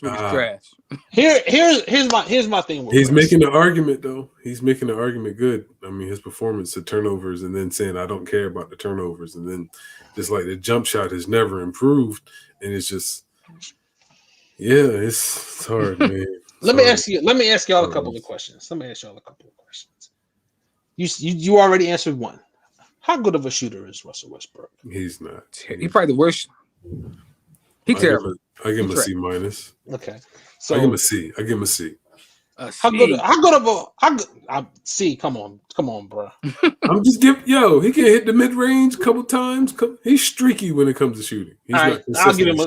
Since Simone wants to be lenient and give him a C, I'll give him a C minus. I'll give him a C minus. Listen, I was getting ready to go. Ain't driving to the basket. I ain't coming. I was getting ready to give him a D, and I was thinking that was lenient. All right, ball handler. How good of a ball handler is? I give him a. I think are we factoring in turnovers? Ball handling is ball handling. How good of a ball handler is? Oh man, a B minus. He all right. Okay, all right. So basketball IQ. Oh my God. At H. Okay. So what? What'd you say? He said an H. So this is the thing. I'm asking y'all about basketball skills. Right. This is the same. He's the same guy that they scouted in high school. Nothing's changed, right? He just got older. The only difference is he was a superior athlete. He could run faster than most people, jump higher than most people at his size. He was just a superior athlete. I said it before. I think Russell Westbrook is such a great athlete. I think he could have been an all-pro in the NFL. I think he was that good of an athlete. And I'm not saying he would have been a major league all-star, but he would have been playing minor league somewhere. He was that good of an athlete. Mm-hmm. But his basketball skill, he's never really been that good. And as he's gotten older in age, he got in his prime, and we've seen what he looked like at his physical prime, right? Mm-hmm. He was the triple-double machine. Right. But guess what? He's coming out of that prime. And now the athleticism is coming down to the basketball skill. And now we're seeing 2 for 16 with 6 turnovers because the basketball skill has never been that good. But just being real, the basketball skill set of Russell Westbrook has never been that No, good. I agree with His athleticism made up for it. But now the basketball skill, it needs to be coming up as the athleticism is going down, and it's not. Now what makes it worse is that he's playing with the purple and gold. Nobody would care if he was still in Washington right now. That's a fact. If he was in Washington with Bradley Beal and they were still terrible, nobody would care about Russell Westbrook struggling right now. But now there's all eyes on him in LA, LeBron, the Lakers. Sorry to say it. He's not going nowhere because who wants him? So you cut him? Like, he's not going nowhere. Who went there and tell Brody that he cut? Any GM right now that would accept the trade for Russell Westbrook should be fired. Oh man. He in my opinion, he's done. This is his last rodeo. He can go to he has no value. He can go to Detroit. Dude, he has no value. There it is. The guys that are coming up. Are you serious? Cade is better than him. Like, what do you mean? Jeremy Grant's better than him. Like, it's over for him. The skill set, the athletics. He's not the same athlete he used to be. He's not. He's not the same athlete he used to be. That's why all of a sudden you seeing him miss the layups that he used to make. He used to make those layups with ease. Now he's missing layups consistently. Because he's not running past people no more, below bomb. That's why he always got into a fight with Aaron Gordon, because you just couldn't go by him. You used to just blowing by Aaron Gordon, but now you can't just blow by Aaron Gordon no more. He's not the same athlete that he used to be, and because the basketball skill has never been developed to the level that it needed to be, that's why Russ is struggling the way he's struggling, man. And it's I'm gonna be honest with you. As big of a Russell Westbrook fan as I am, man, it's hard to watch sometimes. I can't watch Laker games, man, because it's hard to watch him, man, because it's just like it's hard to watch. One, it's hard to watch because LeBron plays no defense. He gives zero effort defensively. It is embarrassing sometimes, the effort that he gives defensively. But to watch Russ, just be Russ. And that's what I said at the beginning of the season, man. He is who he is. You're not gonna change him, and he's not gonna conform to the bench. It's not happening. It's not happening. So now you're stuck. And the thing about it was, I still said they would have been fine, and they were in a good position if AD took the reins and been the man, because it would have been less on LeBron. And it would have been less on Russ. But because AD never stepped up to be the man again, he wasn't having an all-star season before the injury. Not even close to an all-star season before the injury. Then you got LeBron averaging 28 at 38. You know what I mean? And I want to ask a question about that in a minute too. But the Lakers, I don't care. I really don't care what they do. They're not going anywhere. If they make the playoffs, I'd be shocked. I think they're going to get in. Yeah, I mean, because of the play-in. But I think it's going to be another early round exit for them. See, Melo, man, we went to the wrong place, Melo. And that depends on the health if Zion can get healthy. Because if Zion can get healthy, I think the Pelicans can make a run and get that last spot. Yeah, and they sticking right around. They sticking right around that. They hovering around. That little play-in. They hovering around. Zion get healthy. I think they can take that last. I don't think the Lakers are going anywhere. Why? Because Russ don't get hurt, which means Russ is going to be available, which means you're going to play Russ. We should have took the veteran minimum and went to Brooklyn, Melo. Like, yo, could you imagine the playoffs without LeBron? Yeah. Yeah. We had it last year. Well, he was there. Got knocked down the first round. What? He only played like 2 games? Wasn't he hurt for like a couple of them? Nah, I think the mantle. He got knocked out. I think the mantle has been passed on already. Yeah, the mantle. Listen, the mantle definitely been passed. Like I know a lot of people want to keep putting LeBron in the top 5 players in the NBA. I don't think LeBron's top 5 player in the NBA now. Okay, now speaking of that, because I want to ask this question.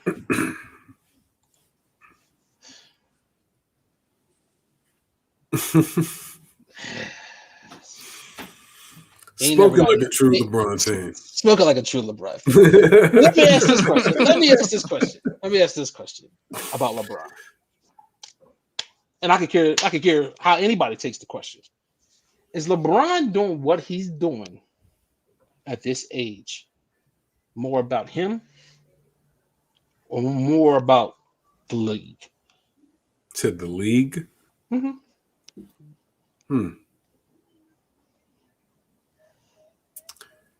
I mean, I ain't hear the question, Biff. Is what LeBron doing? Because he's dominating individually. His team sucks. But individually, he's getting his numbers. He's having a phenomenal season. If they were in the top 4, he'd probably be an MVP candidate. But is that more about him and his ability, or is it more about where the league is today? I think it's twofold. I think it's more about him just being bigger, still being bigger than everybody. But I also think it's more about it's like a Tom Brady effect. Like it's the aura, the mystique of LeBron. Like, dang, that's LeBron. Like, I'm playing against LeBron. You know what I mean? This is why I said, like, he's still big. And we said this multiple times on the show. Like, he can still be one of the best point guards in the league. Like, he still has that type. LeBron's always had his skill and his ability, and he's still bigger than everybody. But I just think that he's older, but it's a lot about like the aura. Like, oh, that's LeBron. Like, that's probably like he on the Mount Rushmore. And I think that I don't think that everybody gives their all to LeBron. Like, I think when you play against LeBron, you still like in all of him. I think that, of course, we all know that he's got the goal of being there when his son gets there, if his son gets there. So he wants to play either against or with his son.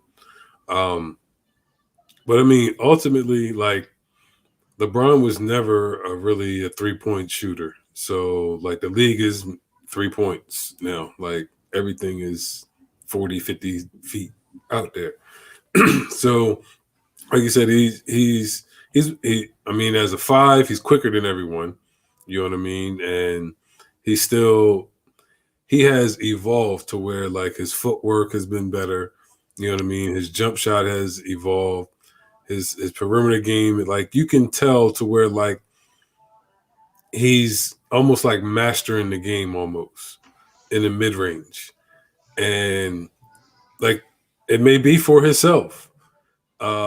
I would lean towards himself more than anything because at the end of the day, LeBron is still getting his. And to me, he doesn't have the attitude like he would have 4 or 5 years ago of trying with a chip with the team that he has, regardless of who he had. It's almost like, you know what? I'm going to prove to myself and these young boys I still can go, that I got years in the tank just like Tom Brady did. I mean, Tom Brady could have retired and rode off in the sunset after New England. You know what I mean? But he wanted to prove to himself that I can win without Belichick. I can still play in this league. And honestly, like, he can still play for another couple more years. And with LeBron, with the way that he's playing now, we can see him playing for a few more years. So it's not – I don't even think that he's on a championship type run. Maybe some people are on that team. I thought my man was. But, I mean, the way that it's going, it don't look like it's that. And I don't think LeBron is actually playing for a ring right now. It's like more so for legacy, the records, the showing that I still got it, and all of that. So, I mean, his IQ has always been above and beyond, even when he first came in the league. So, like, that never goes away. And he's picking and choosing the spots. I mean, Shaq said it best. I mean, if you can get 7 each quarter, that's 28. And I really think that LeBron is doing that. You know what I mean? Just a couple layups here, a couple jump shots here. Okay, I got 7. I can chill. Second quarter come, I can get 7. And he's averaging close to 28, if not 28. So, yeah, that's where I leave off at. I mean, I was just asking the question because I was wondering. I was like, man, we haven't seen this before from a guy this old doing what he's doing with this many years in. But is it because he's still that good, or is it because He chasing that ghost, man. Look, I understand. He keep chasing him all he want. The only thing he's chasing right now is Kareem for the all-time scoring record. That's the only thing he's got a shot at this point. The GOAT boat has sailed at this point. It has. Like, I don't understand why people will still. To us it has. But to others, the GOAT boat has sailed on LeBron James. They gonna say, well, did Jordan do this at this age? He didn't have to. You feel me? Mm-hmm. At 37, Jordan didn't have to still be in here trying to chase rings. He had done enough to solidify his legacy. LeBron trying to get ownership of the Wizards. LeBron is still trying to solidify his own legacy for himself. It's not for everybody else because he can cure what everybody else thinks. You know what I'm saying? But he's still trying to secure his and I think it does mean something to him to be the all-time leading scorer in the NBA. I do believe that means something to him.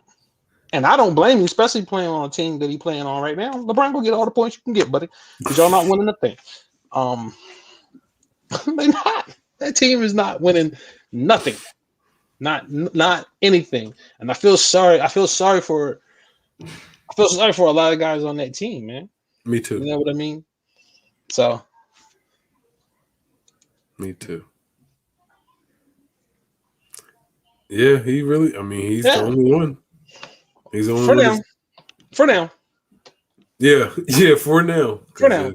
That man in Brooklyn keep playing. Not only that man in Brooklyn. Not only that man in Brooklyn, we got guys that are coming into the league that are gonna play just as long as LeBron and probably have better scoring years than LeBron. Because LeBron for a long time he wasn't a scorer. Who? What do you mean? Who right now? Who right now? What? So you don't think like a guy like Devin Booker could continue to average like 25 for the next 15 years? Okay. You know what I'm saying? That's why I said who. They're gonna eventually they're gonna bring back players coming straight from high school to the NBA. So you're gonna get those guys that are gonna do it. You know what I'm saying? Again, they're gonna have to have put in a lot of work to do it, but because there's still no giving that LeBron is gonna do it. There's no giving that LeBron is gonna catch. He's the only one. You know what I'm saying? That's got the shot. My man at 10 though. He said he would never have that. Wow. Never? Again, I just said scoring buckets. I don't know what else he's talking about. I just said scoring buckets. Like Devin Booker's a walking bucket. I mean, I'm not talking about being great as LeBron or anything like that. But exactly. You're gonna have to stay healthy to do it. And that's that's with the load management. I think it's gonna be tough. But there's a lot of guys. I agree. Tatum is that dude as well. He's one of those guys that can't stay healthy. Yeah. But LeBron gets that. He gets that record. People are going to want to put him again with the GOAT and the GOAT conversation. And again, I won't argue it. That's your opinion, and I'm gonna be honest with you. Put him on Rushmore. It's a solid argument. It's a solid argument. It's just I will disagree with you because I feel like MJ's done enough to be the GOAT, but I won't argue with LeBron because I will. I won't. I won't because it's a great I don't really think you can make a case against him. You could just make a case for MJ, but I don't think you can make a case against LeBron. Now, it's like I don't think you can make a case against MJ. I would just I get LeBron. If LeBron gets a record, it's because of longevity. So again, I think and being real, the only reason LeBron is in the conversation, if we're being real, is because of longevity. That's the reason why he's in. But he's been consistent. Records look cool, but come on. Kareem got 6, and he the all-time leading scorer. Okay, longevity. But LeBron has averaged over 23 each of his seasons of playing, bro. Like you can't I mean, just say it's just because of his career, longevity. I think, is like 27 points per game, but Kareem is 24 points per game. I'm just saying, like, it's about longevity, and I mean, get Karl it, Malone was longevity in my opinion. but he ain't got the He's rings to great, go with but it. he got okay, but he was what? He's third, second, And he ain't got the rings to go with it. but he's in the same class as Jordan. And when we talk about Jordan versus Malone, Same class. like I'm saying, like he was drafted 84, 85 around that era. Oh, draft class. Okay, I got you. But I'm saying, like Karl Malone, like the end of his career, like people forget that he played on the Lakers at one point. So that to me is longevity. No, they don't. No, they don't. LeBron, I don't. What you mean? They love to bring LeBron fans do not forget that because they love to bring that up against Kobe, brother. Okay. Nobody forgets that because that's the first super team. LeBron didn't invent super team. The Lakers invented super team. So nobody forgets that Karl Malone 41. Nobody forgets that Karl Malone played. Getting off a big rig and all of that. To me, Karl Malone was more longevity. This man is second in scoring in the league right now. You can't say that that's just longevity. You can't. That's not just longevity. He's second in scoring right now. I get it, but listen. Not fourth, not fifth. If we're talking about technology, 18th, averaging 18. Nobody puts more in their body. Nobody puts more work in their body than LeBron. However, it's still about longevity because he's put. What's this? His 18th season? He said the Rockets made a super team. They did, but this is his 18th season. No, but he's doing the same thing he did in his first. If we're talking numbers wise, super teams, though. You talking about Showtime? Yeah, man, dude. They had James Worthy, Kareem Abdul-Jabbar, and Magic. I don't care how they acquired him. It was a super team. And Kareem was on his last leg. No, it wasn't. Not in '82, dude. What are you talking about? Not in '82. Okay. Yeah, you're right. So let me ask you this: if Jordan did retire twice, right? Jordan is averaging 31 points per game. If he didn't retire twice, there will be no question who the GOAT is. No question, because he would have the all-time scoring record. He would have the finals record. He'd probably be 8-0 if we're being real, but he would still have the 6 rings. Like, I get it. We're talking about LeBron, his longevity, everything like that.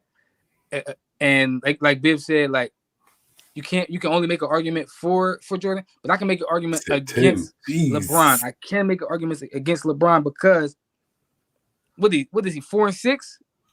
I get that. I'm not talking about LeBron teams. I'm talking about LeBron, whatever his middle name is, James. From the time that he came in the league in 2003. Like, okay. But when you're comparing, he's debatably in people's Mount Rushmore, right or wrong? Who? Yeah, I think LeBron's on the Mount Rushmore, but I don't think he's the. I don't think. To me, if you don't have LeBron in your top 5, I don't want to talk to you. Right.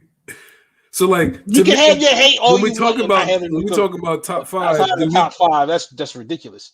Do we talk about Karl Malone in top 5? No. So to me, that's a longevity talk. LeBron has been consistent. He's the most talented player ever. I'll give you that one, Chris. He's not the best player of all time. So we saying most talented. Yes, LeBron is the most talented player of all time. And with that, not saying that he underachieved because he's exceeded all expectations. But he lost, and again, we can talk about the teams he had. He lost 6 times in the finals, man. He lost 6 times in the finals. He made it to 10 though. He did. He lost 6 times in the final. I see. I don't want to do this. Because then I start making my arguments against LeBron. Because the 4 and 6 wasn't. It was his own fault. I mean, it was his own fault. Like, he destroyed the Eastern Conference by going to Miami. The Eastern Conference was destroyed, and the teams was trash. It was trash. They had no real tune-ups before getting to the finals. You had an aging Boston team, and people would love to be like, man, that Boston team. I'm like, man, they had 3 dudes in their late 30s. Are you kidding? Are you kidding me? They should smoke them. Like, and then the Pacers team, they just wasn't ready. That was their biggest He was young. competition in the East. And then he left from there and went to Cleveland, right? Mm-hmm. What changed in the East? Nothing. Only thing changed was him went to a different team. LeBron switched his team to a better upcoming player. That was it. And he just got younger, better players. Kyrie at that point was younger and better than D Wade. Kevin Love at that point was younger and better than Chris Bosh. The East was still some trash. His biggest competition then was DeMar DeRozan and the Toronto. My only argument is that That's LeBron has been LeBron since day one.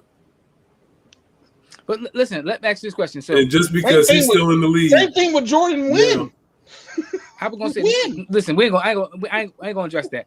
But listen, Jordan has always been Jordan, right? Yeah. He left, came back. Yeah, he got knocked off in his first year, but then he came back with his full season, 72-10. Right. 1, 2, 3 more championships. Like, right. If Jordan does not retire, bro, we're not even having this discussion. If we're being honest. No. This is okay. So I have Jordan as my GOAT. I'm just saying I'm not discrediting LeBron for playing this long and being in a position to be, if he ends at top 3 in scoring all time. That's just my argument. Like, as far as I guess so, yeah. Top 2, top 3. I'm just saying that LeBron as the player, not I'm just saying from the time that he was drafted until whenever he retires, he has been consistent. Yeah, he's lost 6 finals. I get all of that. No, I'm not going to put him over Jordan as far as the GOAT. I'm not. But the consistency of excellence when it came to his play and his level of play, even at the age that he's at now, we can say that about Jordan too. And that's agreed upon.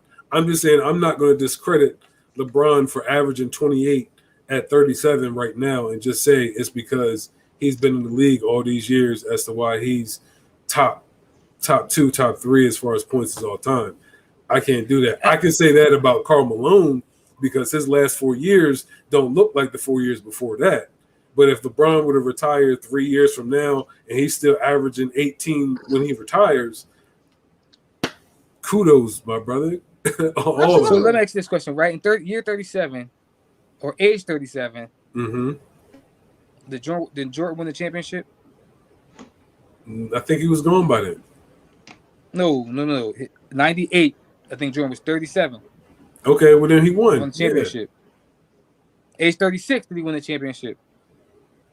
Yeah, So I'm just saying, like, we can say, like, LeBron has looked, and again, I know you're not saying that Jordan is better than LeBron or whatever. No, I will say Jordan is better than LeBron. I mean, no, you're not saying LeBron is better than Jordan. But we can say that his consistency. I'm sorry. We're sorry, Nicole. It's all good. His consistency is the same. Like, Jordan's consistency is the same, and he's won every year. I give you that, and that's why I will put him as the GOAT. I'm just not going to knock LeBron off. I'll give him his just. I'm not knocking LeBron off, but I'm just saying when we have the conversation, like, I think LeBron is on the Mount Rushmore. Not because of but rings, I also though. think, like, when you start arguing, like, one of the things Buck Gummer always talk about, like, with Tim Duncan, like, I think that we need to stop excluding bigs in the conversations. No, I wouldn't exclude bigs. I wouldn't exclude bigs from the conversation at all. But Chris, I mean, let me just this. Chris, you only say that because Jordan's on the team. That's the only reason you say who could challenge the Bulls. Because if you take Jordan off, they're not that good. But if you put Jordan on there, you're going to say who can challenge them. That's the only reason you ask that question. That's the only reason you can say that is because Jordan's on the team. That's the reason why. Like, that's the only argument that you can make is that. But I say this about LeBron. Yes, LeBron has exceeded every expectation of him. Like, everything that you thought he could do, he has done and more. I won't disagree. I won't disagree with that. Where I get off the boat for me, it's not about It's not about the rings necessarily, but it's the performance within the rings. Okay. You know what I Understood. mean? Understood. It's the performance. It's the performance within the rings, and you're entitled to have. You're human. You're entitled to have bad moments. But not Unfortunately, them. Not but them. no. But unfortunately, I can't exclude it. Right. You know what I mean? He's entitled to have the series that he had against Dallas. He's entitled to have that. But not at that moment, though. He's entitled to get swept a couple of times. He's entitled to that. But that doesn't mean that I can't hold that against you. You know what I mean? I agree. I'm sorry. Because when Jordan got we're swept. talking about great, Jordan got great, swept in '86 and had 63 in the Garden. And again, Yeah. that to me is the word. That to me is weird too, because people love to bring up that part of Jordan's career, and I say, yeah, that's fine. But what's the difference between getting swept in the first round, your first 2 years in the in the league, and not making the playoffs at all in the first 2 years in the league? What's the difference? Because LeBron did not make the playoffs his first 2 years in the league. So the only thing we're going to say is that Jordan just lost 2 times in the playoffs his first 2 years in the league. So what's the difference? To me, they both erase each other. Let's talk about winning time. Once Jordan won, he didn't know how to lose anymore. I can say that. I can say it, right? Yeah, he won in 91, and after that, every time he played an entire season, he won a championship. That's a fact. Every season, every full season he played in, after 91, he won a championship in a Bulls uniform. I know y'all want to go into the Wizards. Y'all absolutely love to bring up the Wizards. I don't know why, but because we get ready to have some Laker ammunition for LeBron. So I think y'all might want to chill out with the Wizards slander. Y'all might want to chill out with the Wizards slander because it is not looking good for LeBron. LeBron killing individually. But, Dom, point that you was talking about, big men.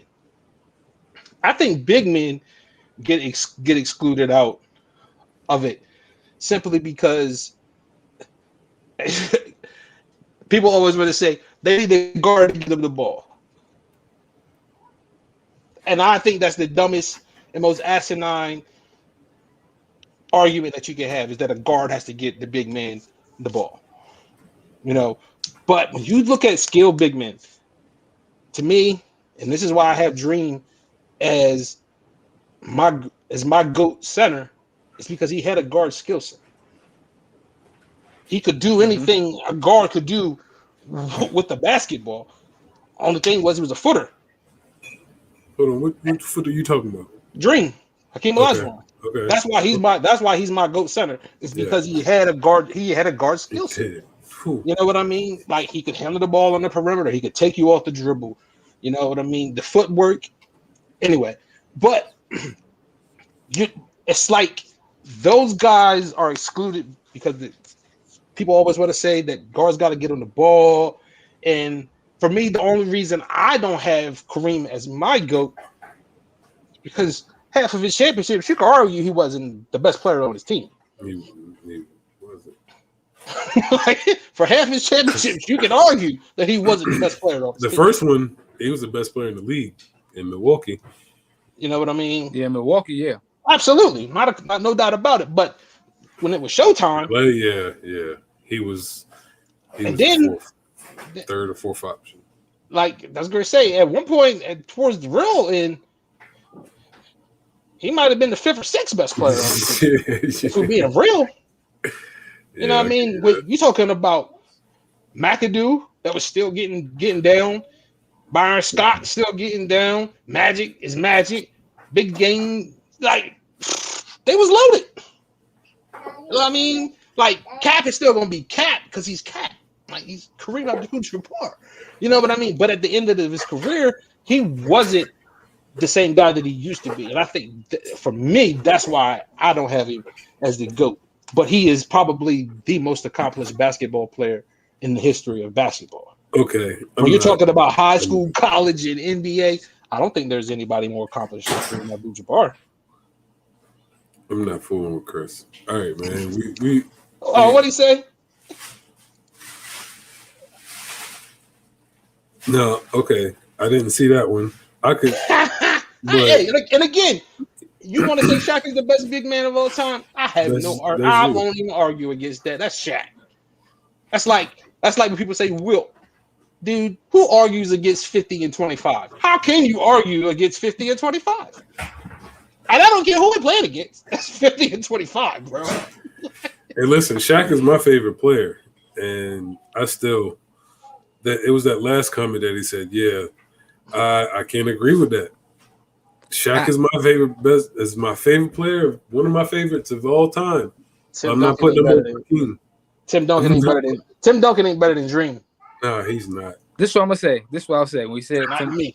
So I love Tim. I think there's two different things, right? LeBron is better than Jordan skill wise. He is. He's the most talented skill player we've ever seen.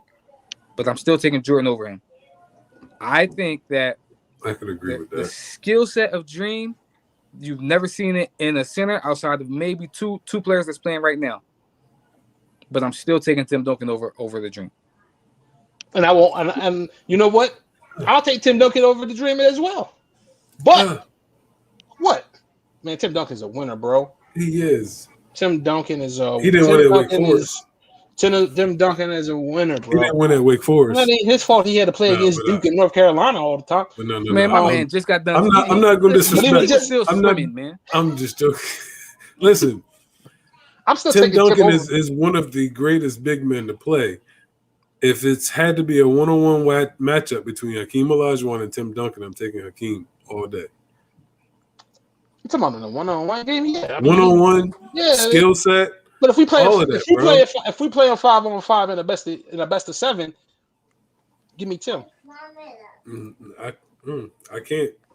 Y'all got that one. The playoff record speaks for itself, brother. It does. Playoff record speaks for itself. And see, that's man. And Tim did it Tim did it in a tougher West.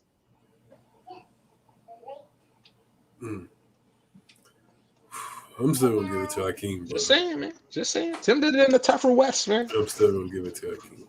I still say Dream is better. But if best of 7, and it's between Tim Duncan and Hakeem Olajuwon, that's my next pick. That's who I got to choose between. Give me Timmy D, man. Well, let's wrap it up. It's the same way. It's the same way with Peyton Manning and Tom Brady. Who's the more talented guy? I'll give you that. Peyton Manning. But if you're trying to win that Super Bowl, you're going with Tom Brady. You ain't picking Peyton Manning. I give you that. That's how I feel with Dream and Tim. I love Timmy. Daddy, can I take a bath? All right. Just want to mention, if it wasn't for the Spurs, Lakers would have about 5 extra wins. Yo. Listen, I get the argument for Timmy. Don't get me wrong. I'm not knocking, like, he's one of the greatest big men. But when we're talking about great big men, you're going to have debatables. And to me, that's debatable. That is also, like, you can't go wrong.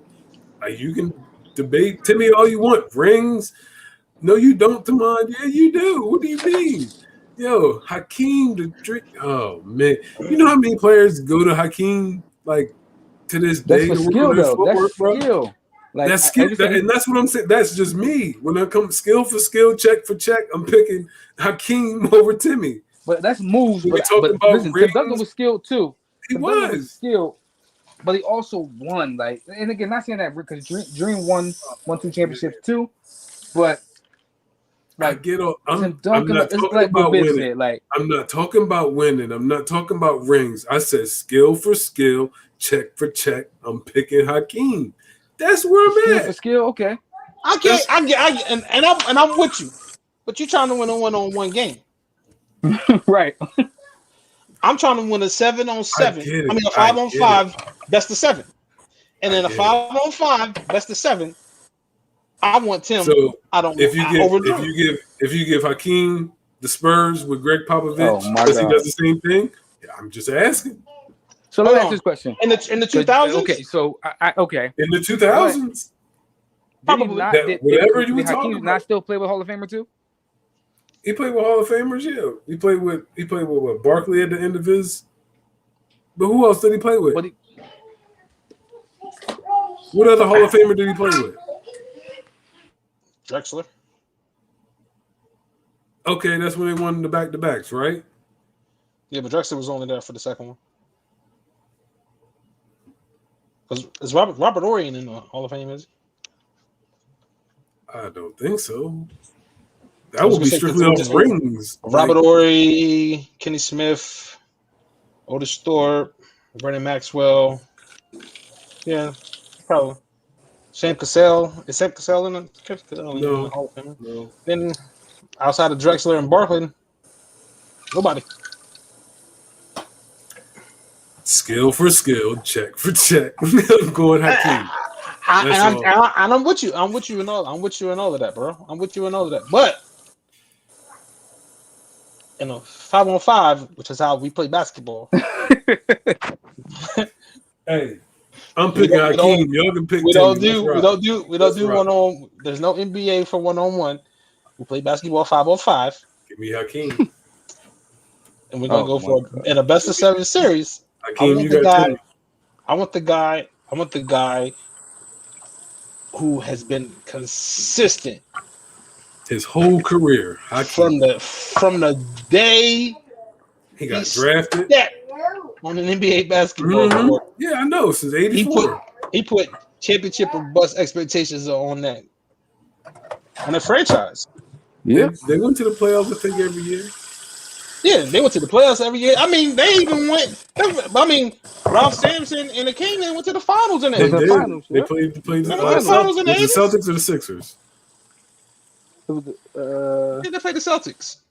Yeah, it was the Celtics because the '80s was ran by the Celtics, the Lakers, and the Sixers. Yeah, and the Rockets snuck in there one year. You know what I mean? They snuck beat in the there Lakers. Beat the Lakers, and then you ain't hear from them again for a decade. For a decade. They got stuck in the second round. You ain't hearing from them again for a decade. When Timmy came in, he broke in. It was his championship, and it was championship or bust every year. So y'all really gonna ignore the fact that the Spurs was the playoff team before David Robinson got hurt. You're really gonna ignore that fact? They went to the finals in the '80s, and you didn't hear about them again. Hold on. No. We not. How many championships David Robinson got? We not. How many championships David Robinson got? We're not gonna blow by this one. I believe David Robinson got 2 championships. He got 2. He got 2. Tim Duncan got 5. You're not gonna blow by this. Hold on. Come on. Yes, the Spurs were a playoff team before Tim got there. David Robinson got hurt, and then Tim Duncan came there. Tim Duncan made them a championship team. Exactly. Hold on. Because you had the best big man out of the draft, along with arguably the best big man in the league. You got Twin Towers. You already know what it is. We just came from the playoffs. Okay, so what happens when that exact team is no longer there, and now you got an entire new crop of guys there around Tim? I give Timmy that credit. I'm just saying, let's not blow by. Again, a whole decade where there was championship or bust versus a decade of where you were non-existent and irrelevant. I give you that. So I got a question. I just didn't want us to blow by the fact that the Spurs were a playoff team, and then when what's the name was out the whole season, they won 17 games and got the number 2 or number 1, number 2 pick. I don't think people blow by that, but we're still talking about the Spurs in the 90s. They never reached the NBA Finals. True. So they never reached the NBA Finals. And nor did anyone expect them to go and win an NBA Finals in the 90s with Jordan and the Bulls. True. Dream and the Rockets. And then you had Malone and Stockton. And then you had the Sonics in the same conference as the Spurs. Tim Duncan comes there, and all of a sudden, it really didn't matter what the other teams had. Unless it was Shaq and Kobe, it didn't matter what the other teams had because they had Tim Duncan. Even after David Robinson is gone, no disrespect to them because they're great players, but Manu Ginobili and Tony Parker don't become Manu Ginobili and Tony Parker unless they're playing with Tim Duncan. Yeah. And coached by Greg Popovich. Unless they're playing. DeJounte Murray being coached by Greg Popovich right now. I'm just being real, man. I'm just being real. I 100% agree with that. I just didn't want us to blow by the fact that the Spurs got. I mean, you're talking to guys you're talking to people that understand that too. Well. Yeah, we know the history. We know the history. We what understand pick? What pick Ralph Sampson go? I think he went 1. He played with Hakeem. What pick Hakeem go? 1. No. So he got 2 first rounders. Hakeem was 1. Okay. My man got hurt.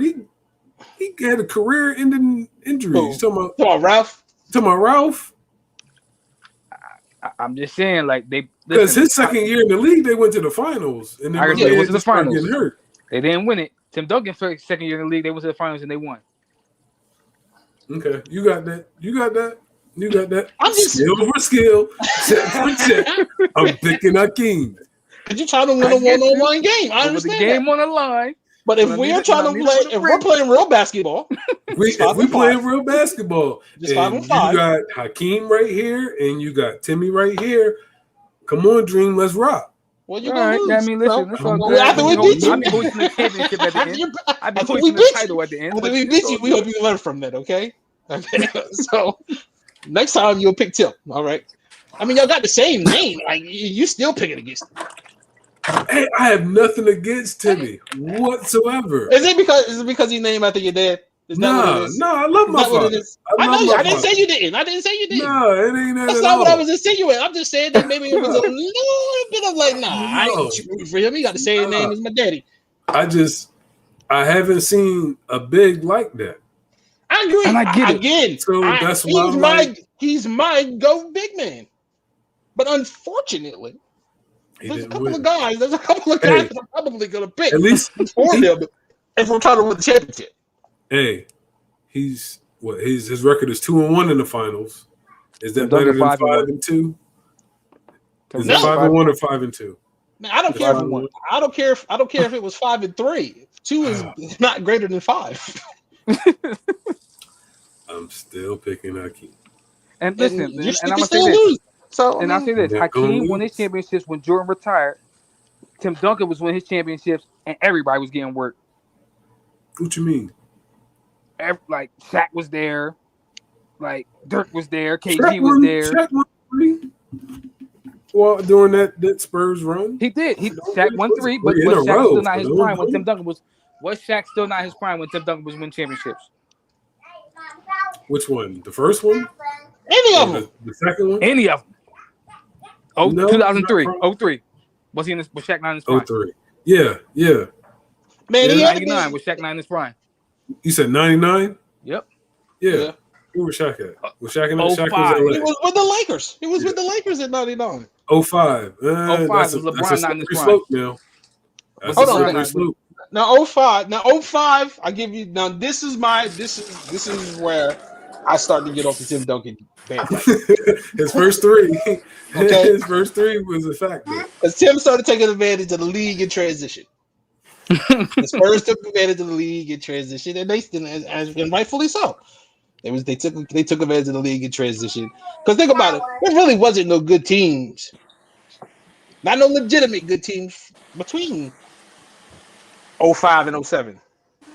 The Suns? They played no defense. I don't have to take the t-shirt off. Like the same problems that the Mavs had, the Suns had. They weren't going to play no defense. So the Spurs the Spurs were the perfect kryptonite for them. They were going to slow the ball down.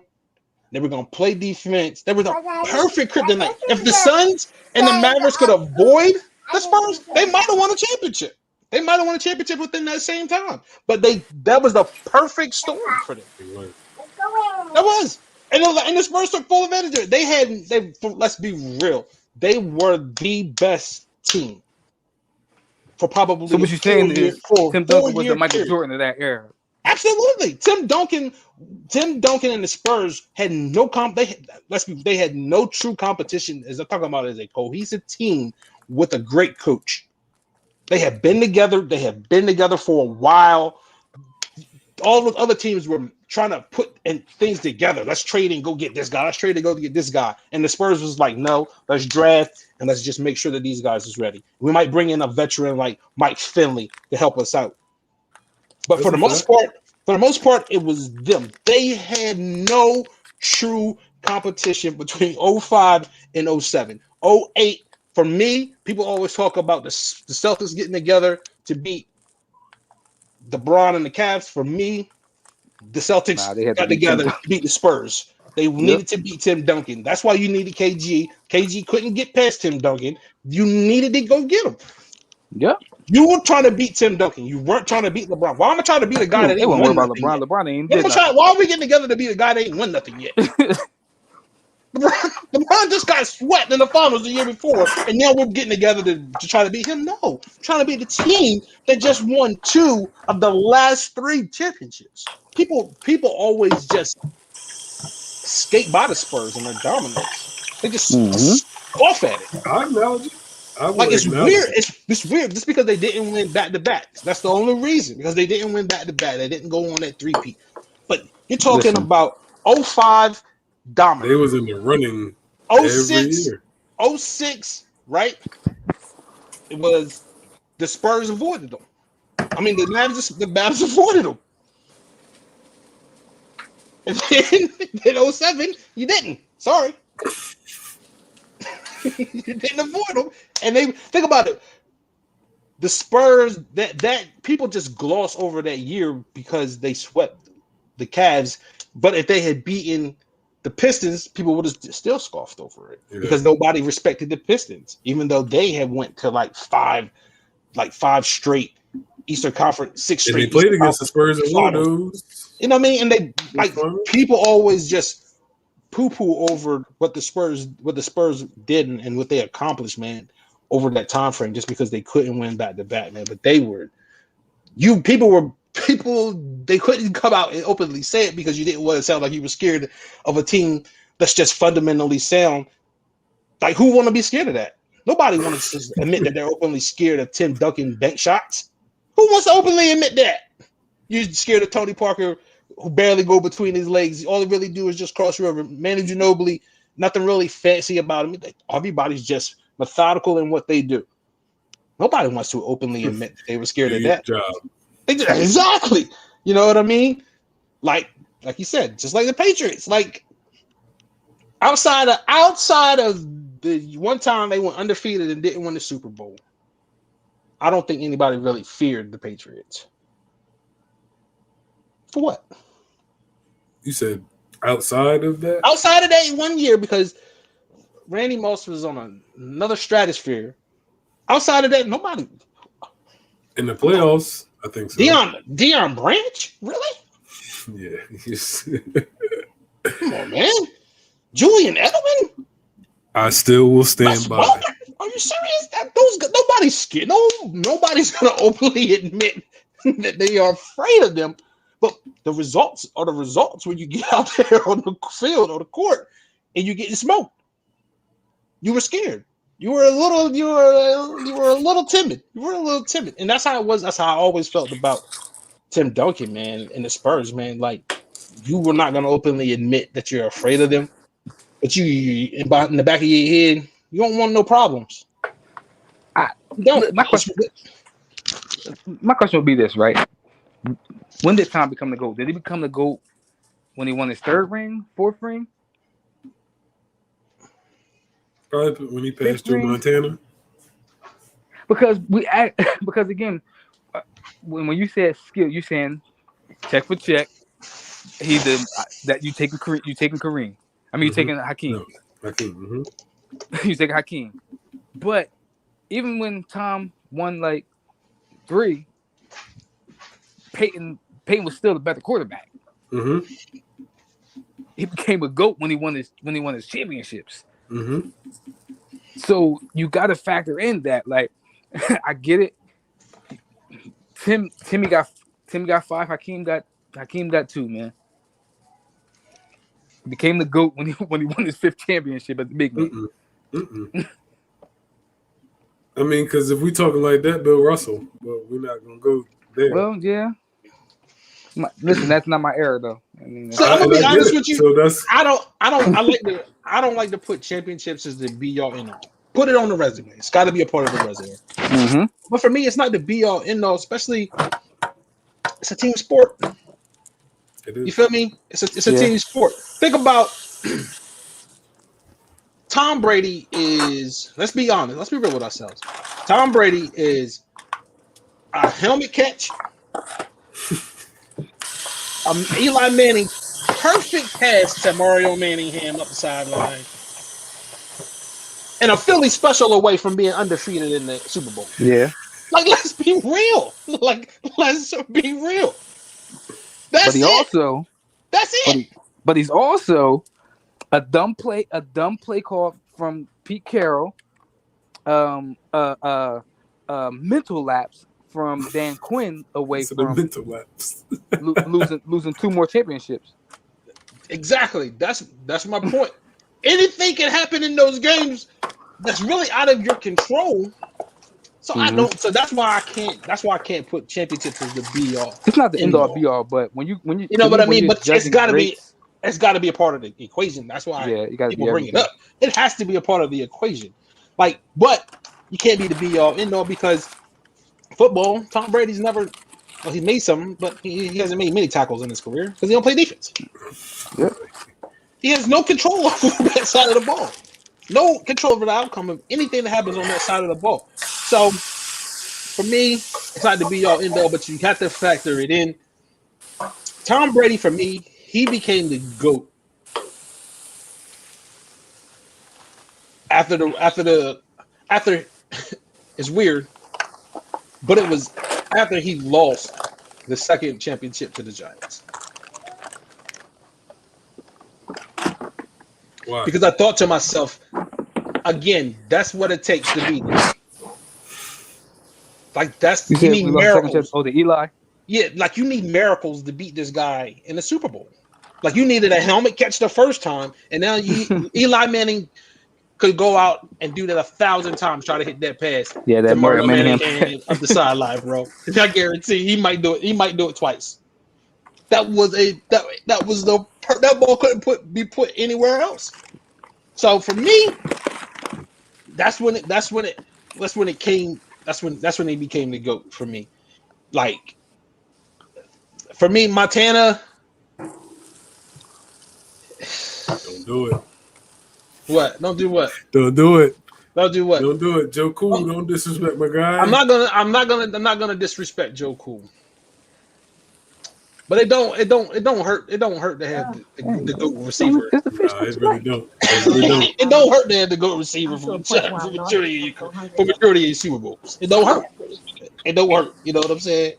And for me, and I still believe that, no disrespect to Steve Young, but if Steve Young wasn't in San Francisco, Joe still was the quarterback of the 49ers, and he would have probably won another Super Bowl or two.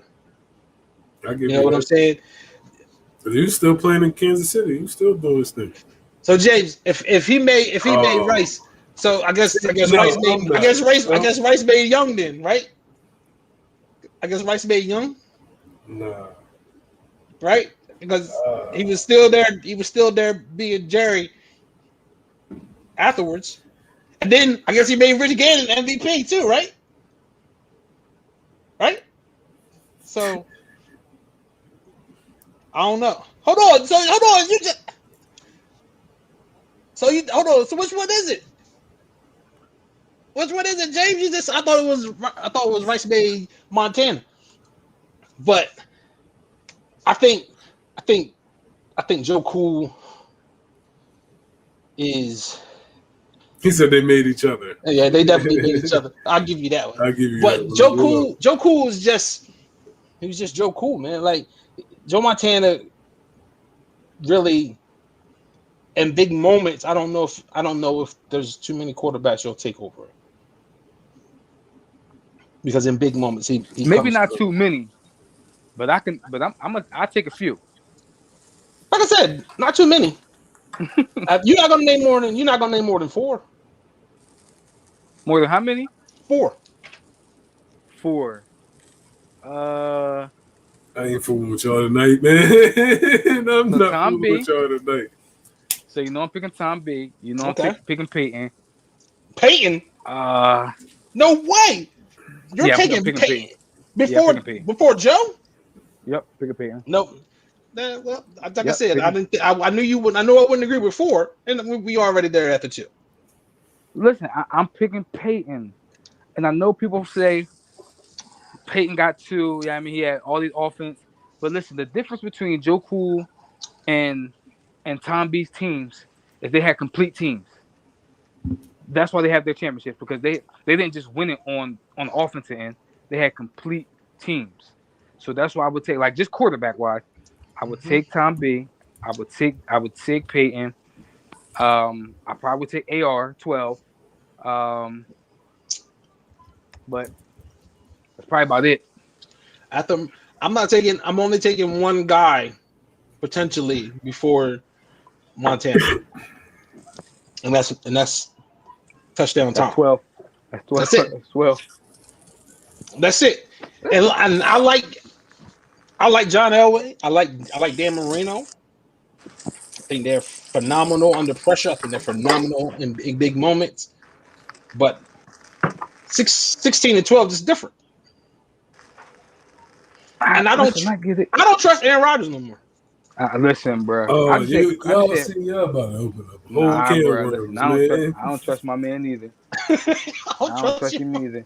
It's been 10 years, bro. I don't trust him no more, man. Like,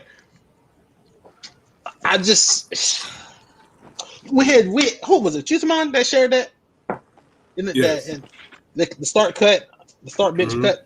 Yep, he should. Yeah. For me, Aaron Rodgers, and I get it. Everybody's infatuated with his arm talent. I get it. I do. He's a competitor,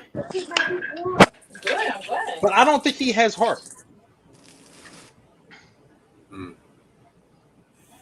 I don't think he has heart. I think he relies too much on his arm talent and in big moments he doesn't trust his heart.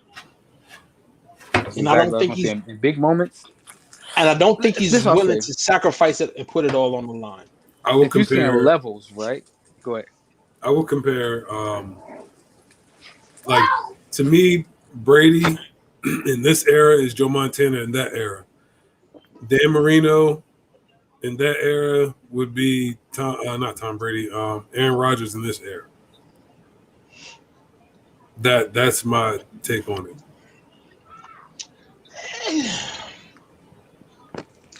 I don't know. Oh, yeah, that's one. But I also think Aaron Rodgers has consistently played with better weapons. Okay. This is what I'm gonna say. It's the age of the. I don't think Dan Marino has ever thrown the ball to a person that's as good as Devontae Adams in his life. Who Dan Marino? Yeah, I don't think he's ever thrown the ball to a person as good as Devontae Adams in his life. Okay, I can agree with that. But listen, Devontae was a third rounder. Like I don't know. Like a lot of people will say, like I don't know if it's Aaron or if it's Devontae. Because we've seen, like when a couple players leave. To me, that's like Reggie Wayne and Peyton. People always ask, is Reggie a product of Peyton? Is Devontae a product of Aaron? I say no. I say both of them would have been whomever they are with anybody. Now, you're going to talk about Greg Jennings, right? Right? Because you were going to talk about the guys. You're going to talk about the guys that stunk it up after they left AR. Greg, Jordy, Randall Cobb. Well, Randall Cobb had a good season in Texas with the Texans. Randall Cobb has to be put in certain situations and in a certain scheme to be effective. To me, Jordy wasn't the same after the knee. Greg Jennings to me was a great route runner and a possession receiver. Once he could no longer create that separation in those quick bursts, he was no longer effective. But I thought he was still pretty good in Minnesota. I didn't think he was the guy he was in Green Bay, but I thought he was still serviceable in Minnesota. I don't know what Devontae is without Aaron, because the Packers suck, period, without Aaron. It's like everybody just falls off. The offensive line don't play as good. The linebackers don't tackle. The corners don't cover. The pass rushers don't pass rush. When Aaron Rodgers, it's like we don't have a shot with 12 not on the field with us. So, but the thing of it is with Devontae and like Reggie Wayne is the skill set, the route running, like the ball skills. I don't think it matters who's throwing the ball to him, because ball skills and separation has nothing to do with the guy throwing the ball to you.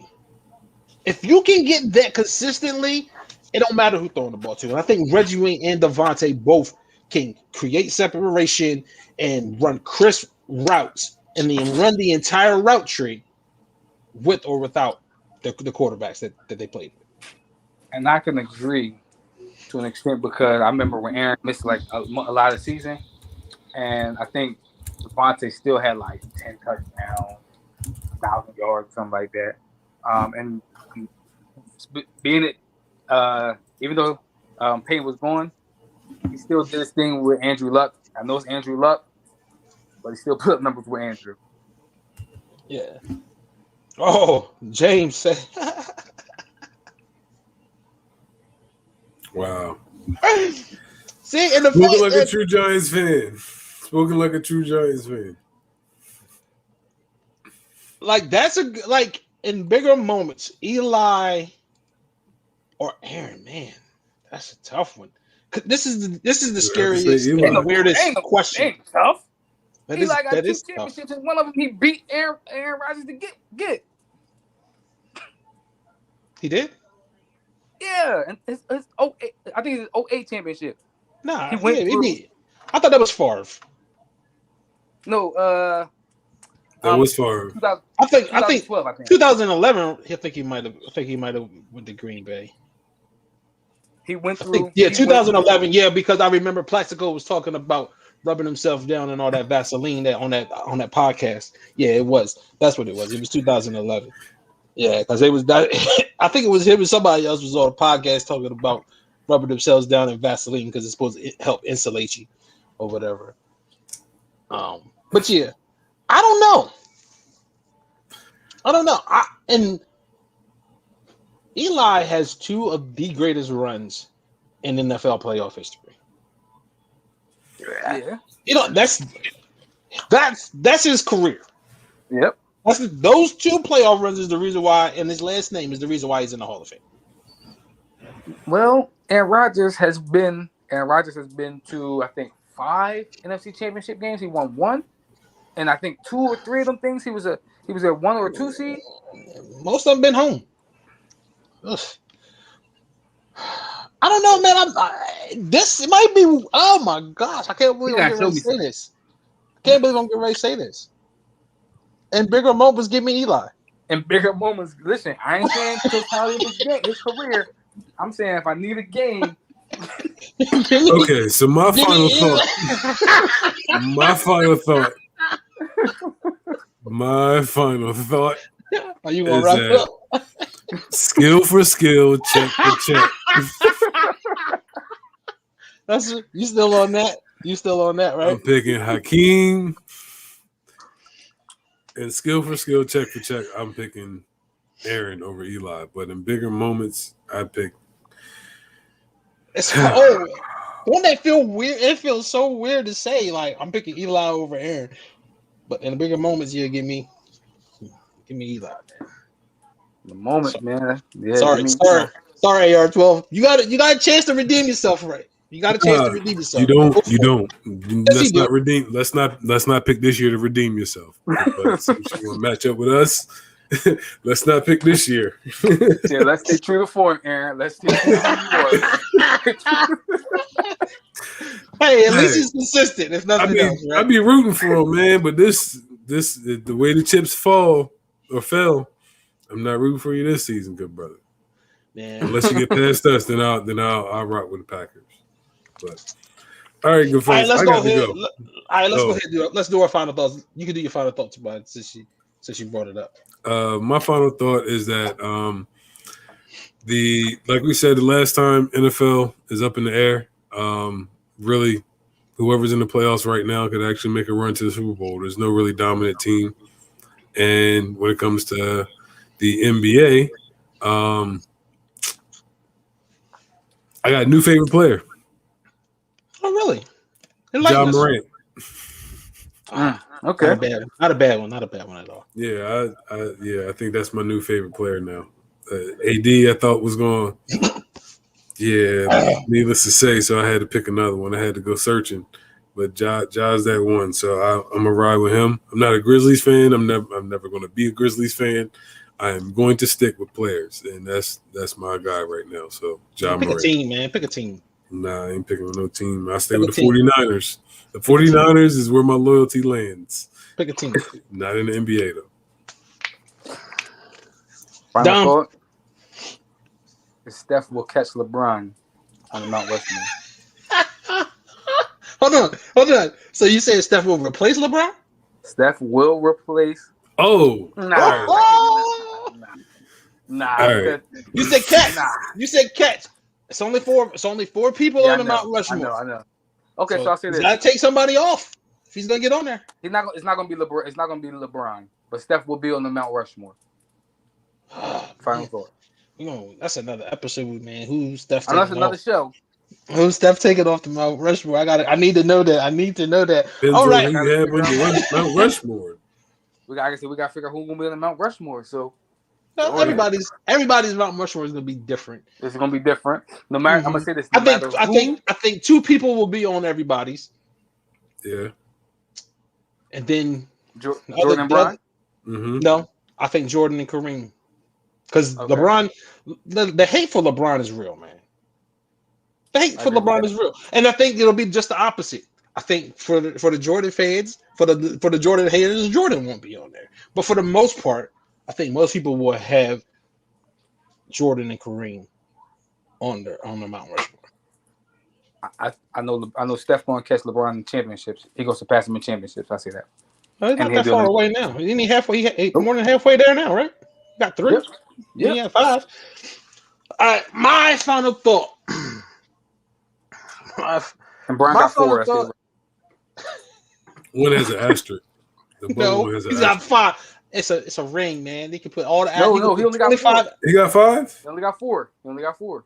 He got 3. He got 2 in Miami, one in San Antonio, one in Cleveland. Man, he's 4-6. LA. He's 4-6. Not bad, LeBron. You said the bubble one is not an asterisk? Okay. Yeah, the I bubble thought was it- definitely an asterisk, but you know. How can you put an asterisk on everybody was in the same circumstance? That was a I got college you. tournament. So what? And he won it. He did. No traveling, no nothing. Hey, he won it. Everybody had to deal with the same circumstances. But anyway, my final thought is it's not hurt. It hurts. It hurts me to say. It really hurts me to say this. It really does. It really does hurt me to say this, man.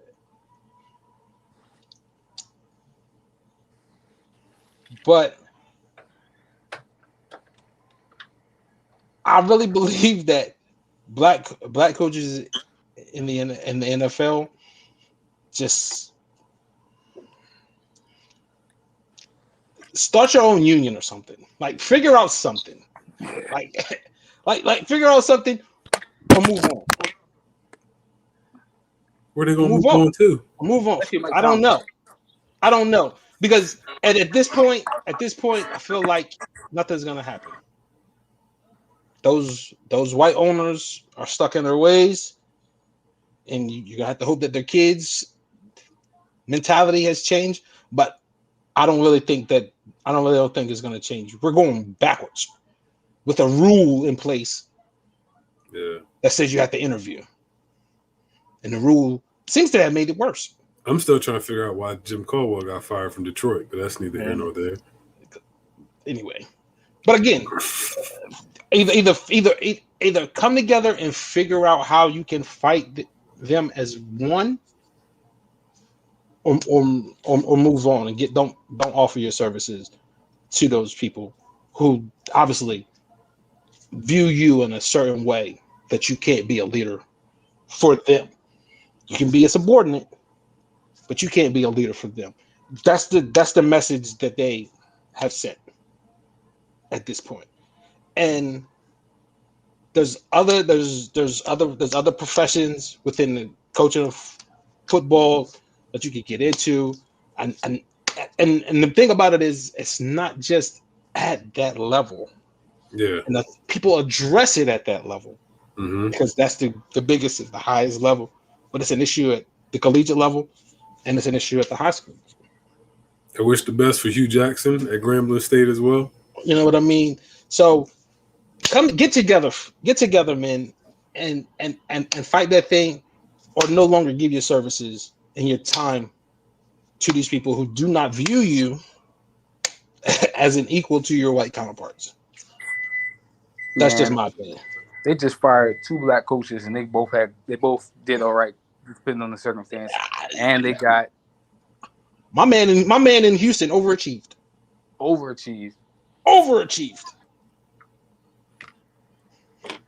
With a second and a third string quarterback all year. With Deshaun Watson, the Deshaun Watson thing hanging over his head, no talent on offense. Basically, ain't had no talent on defense. And won 4 games. But yeah, they gave Bill how many years? You know what? All right, yo, but anyway, I gotta go. but that's my final thought, man. Until next time, man. Speak on it. Peace. How that's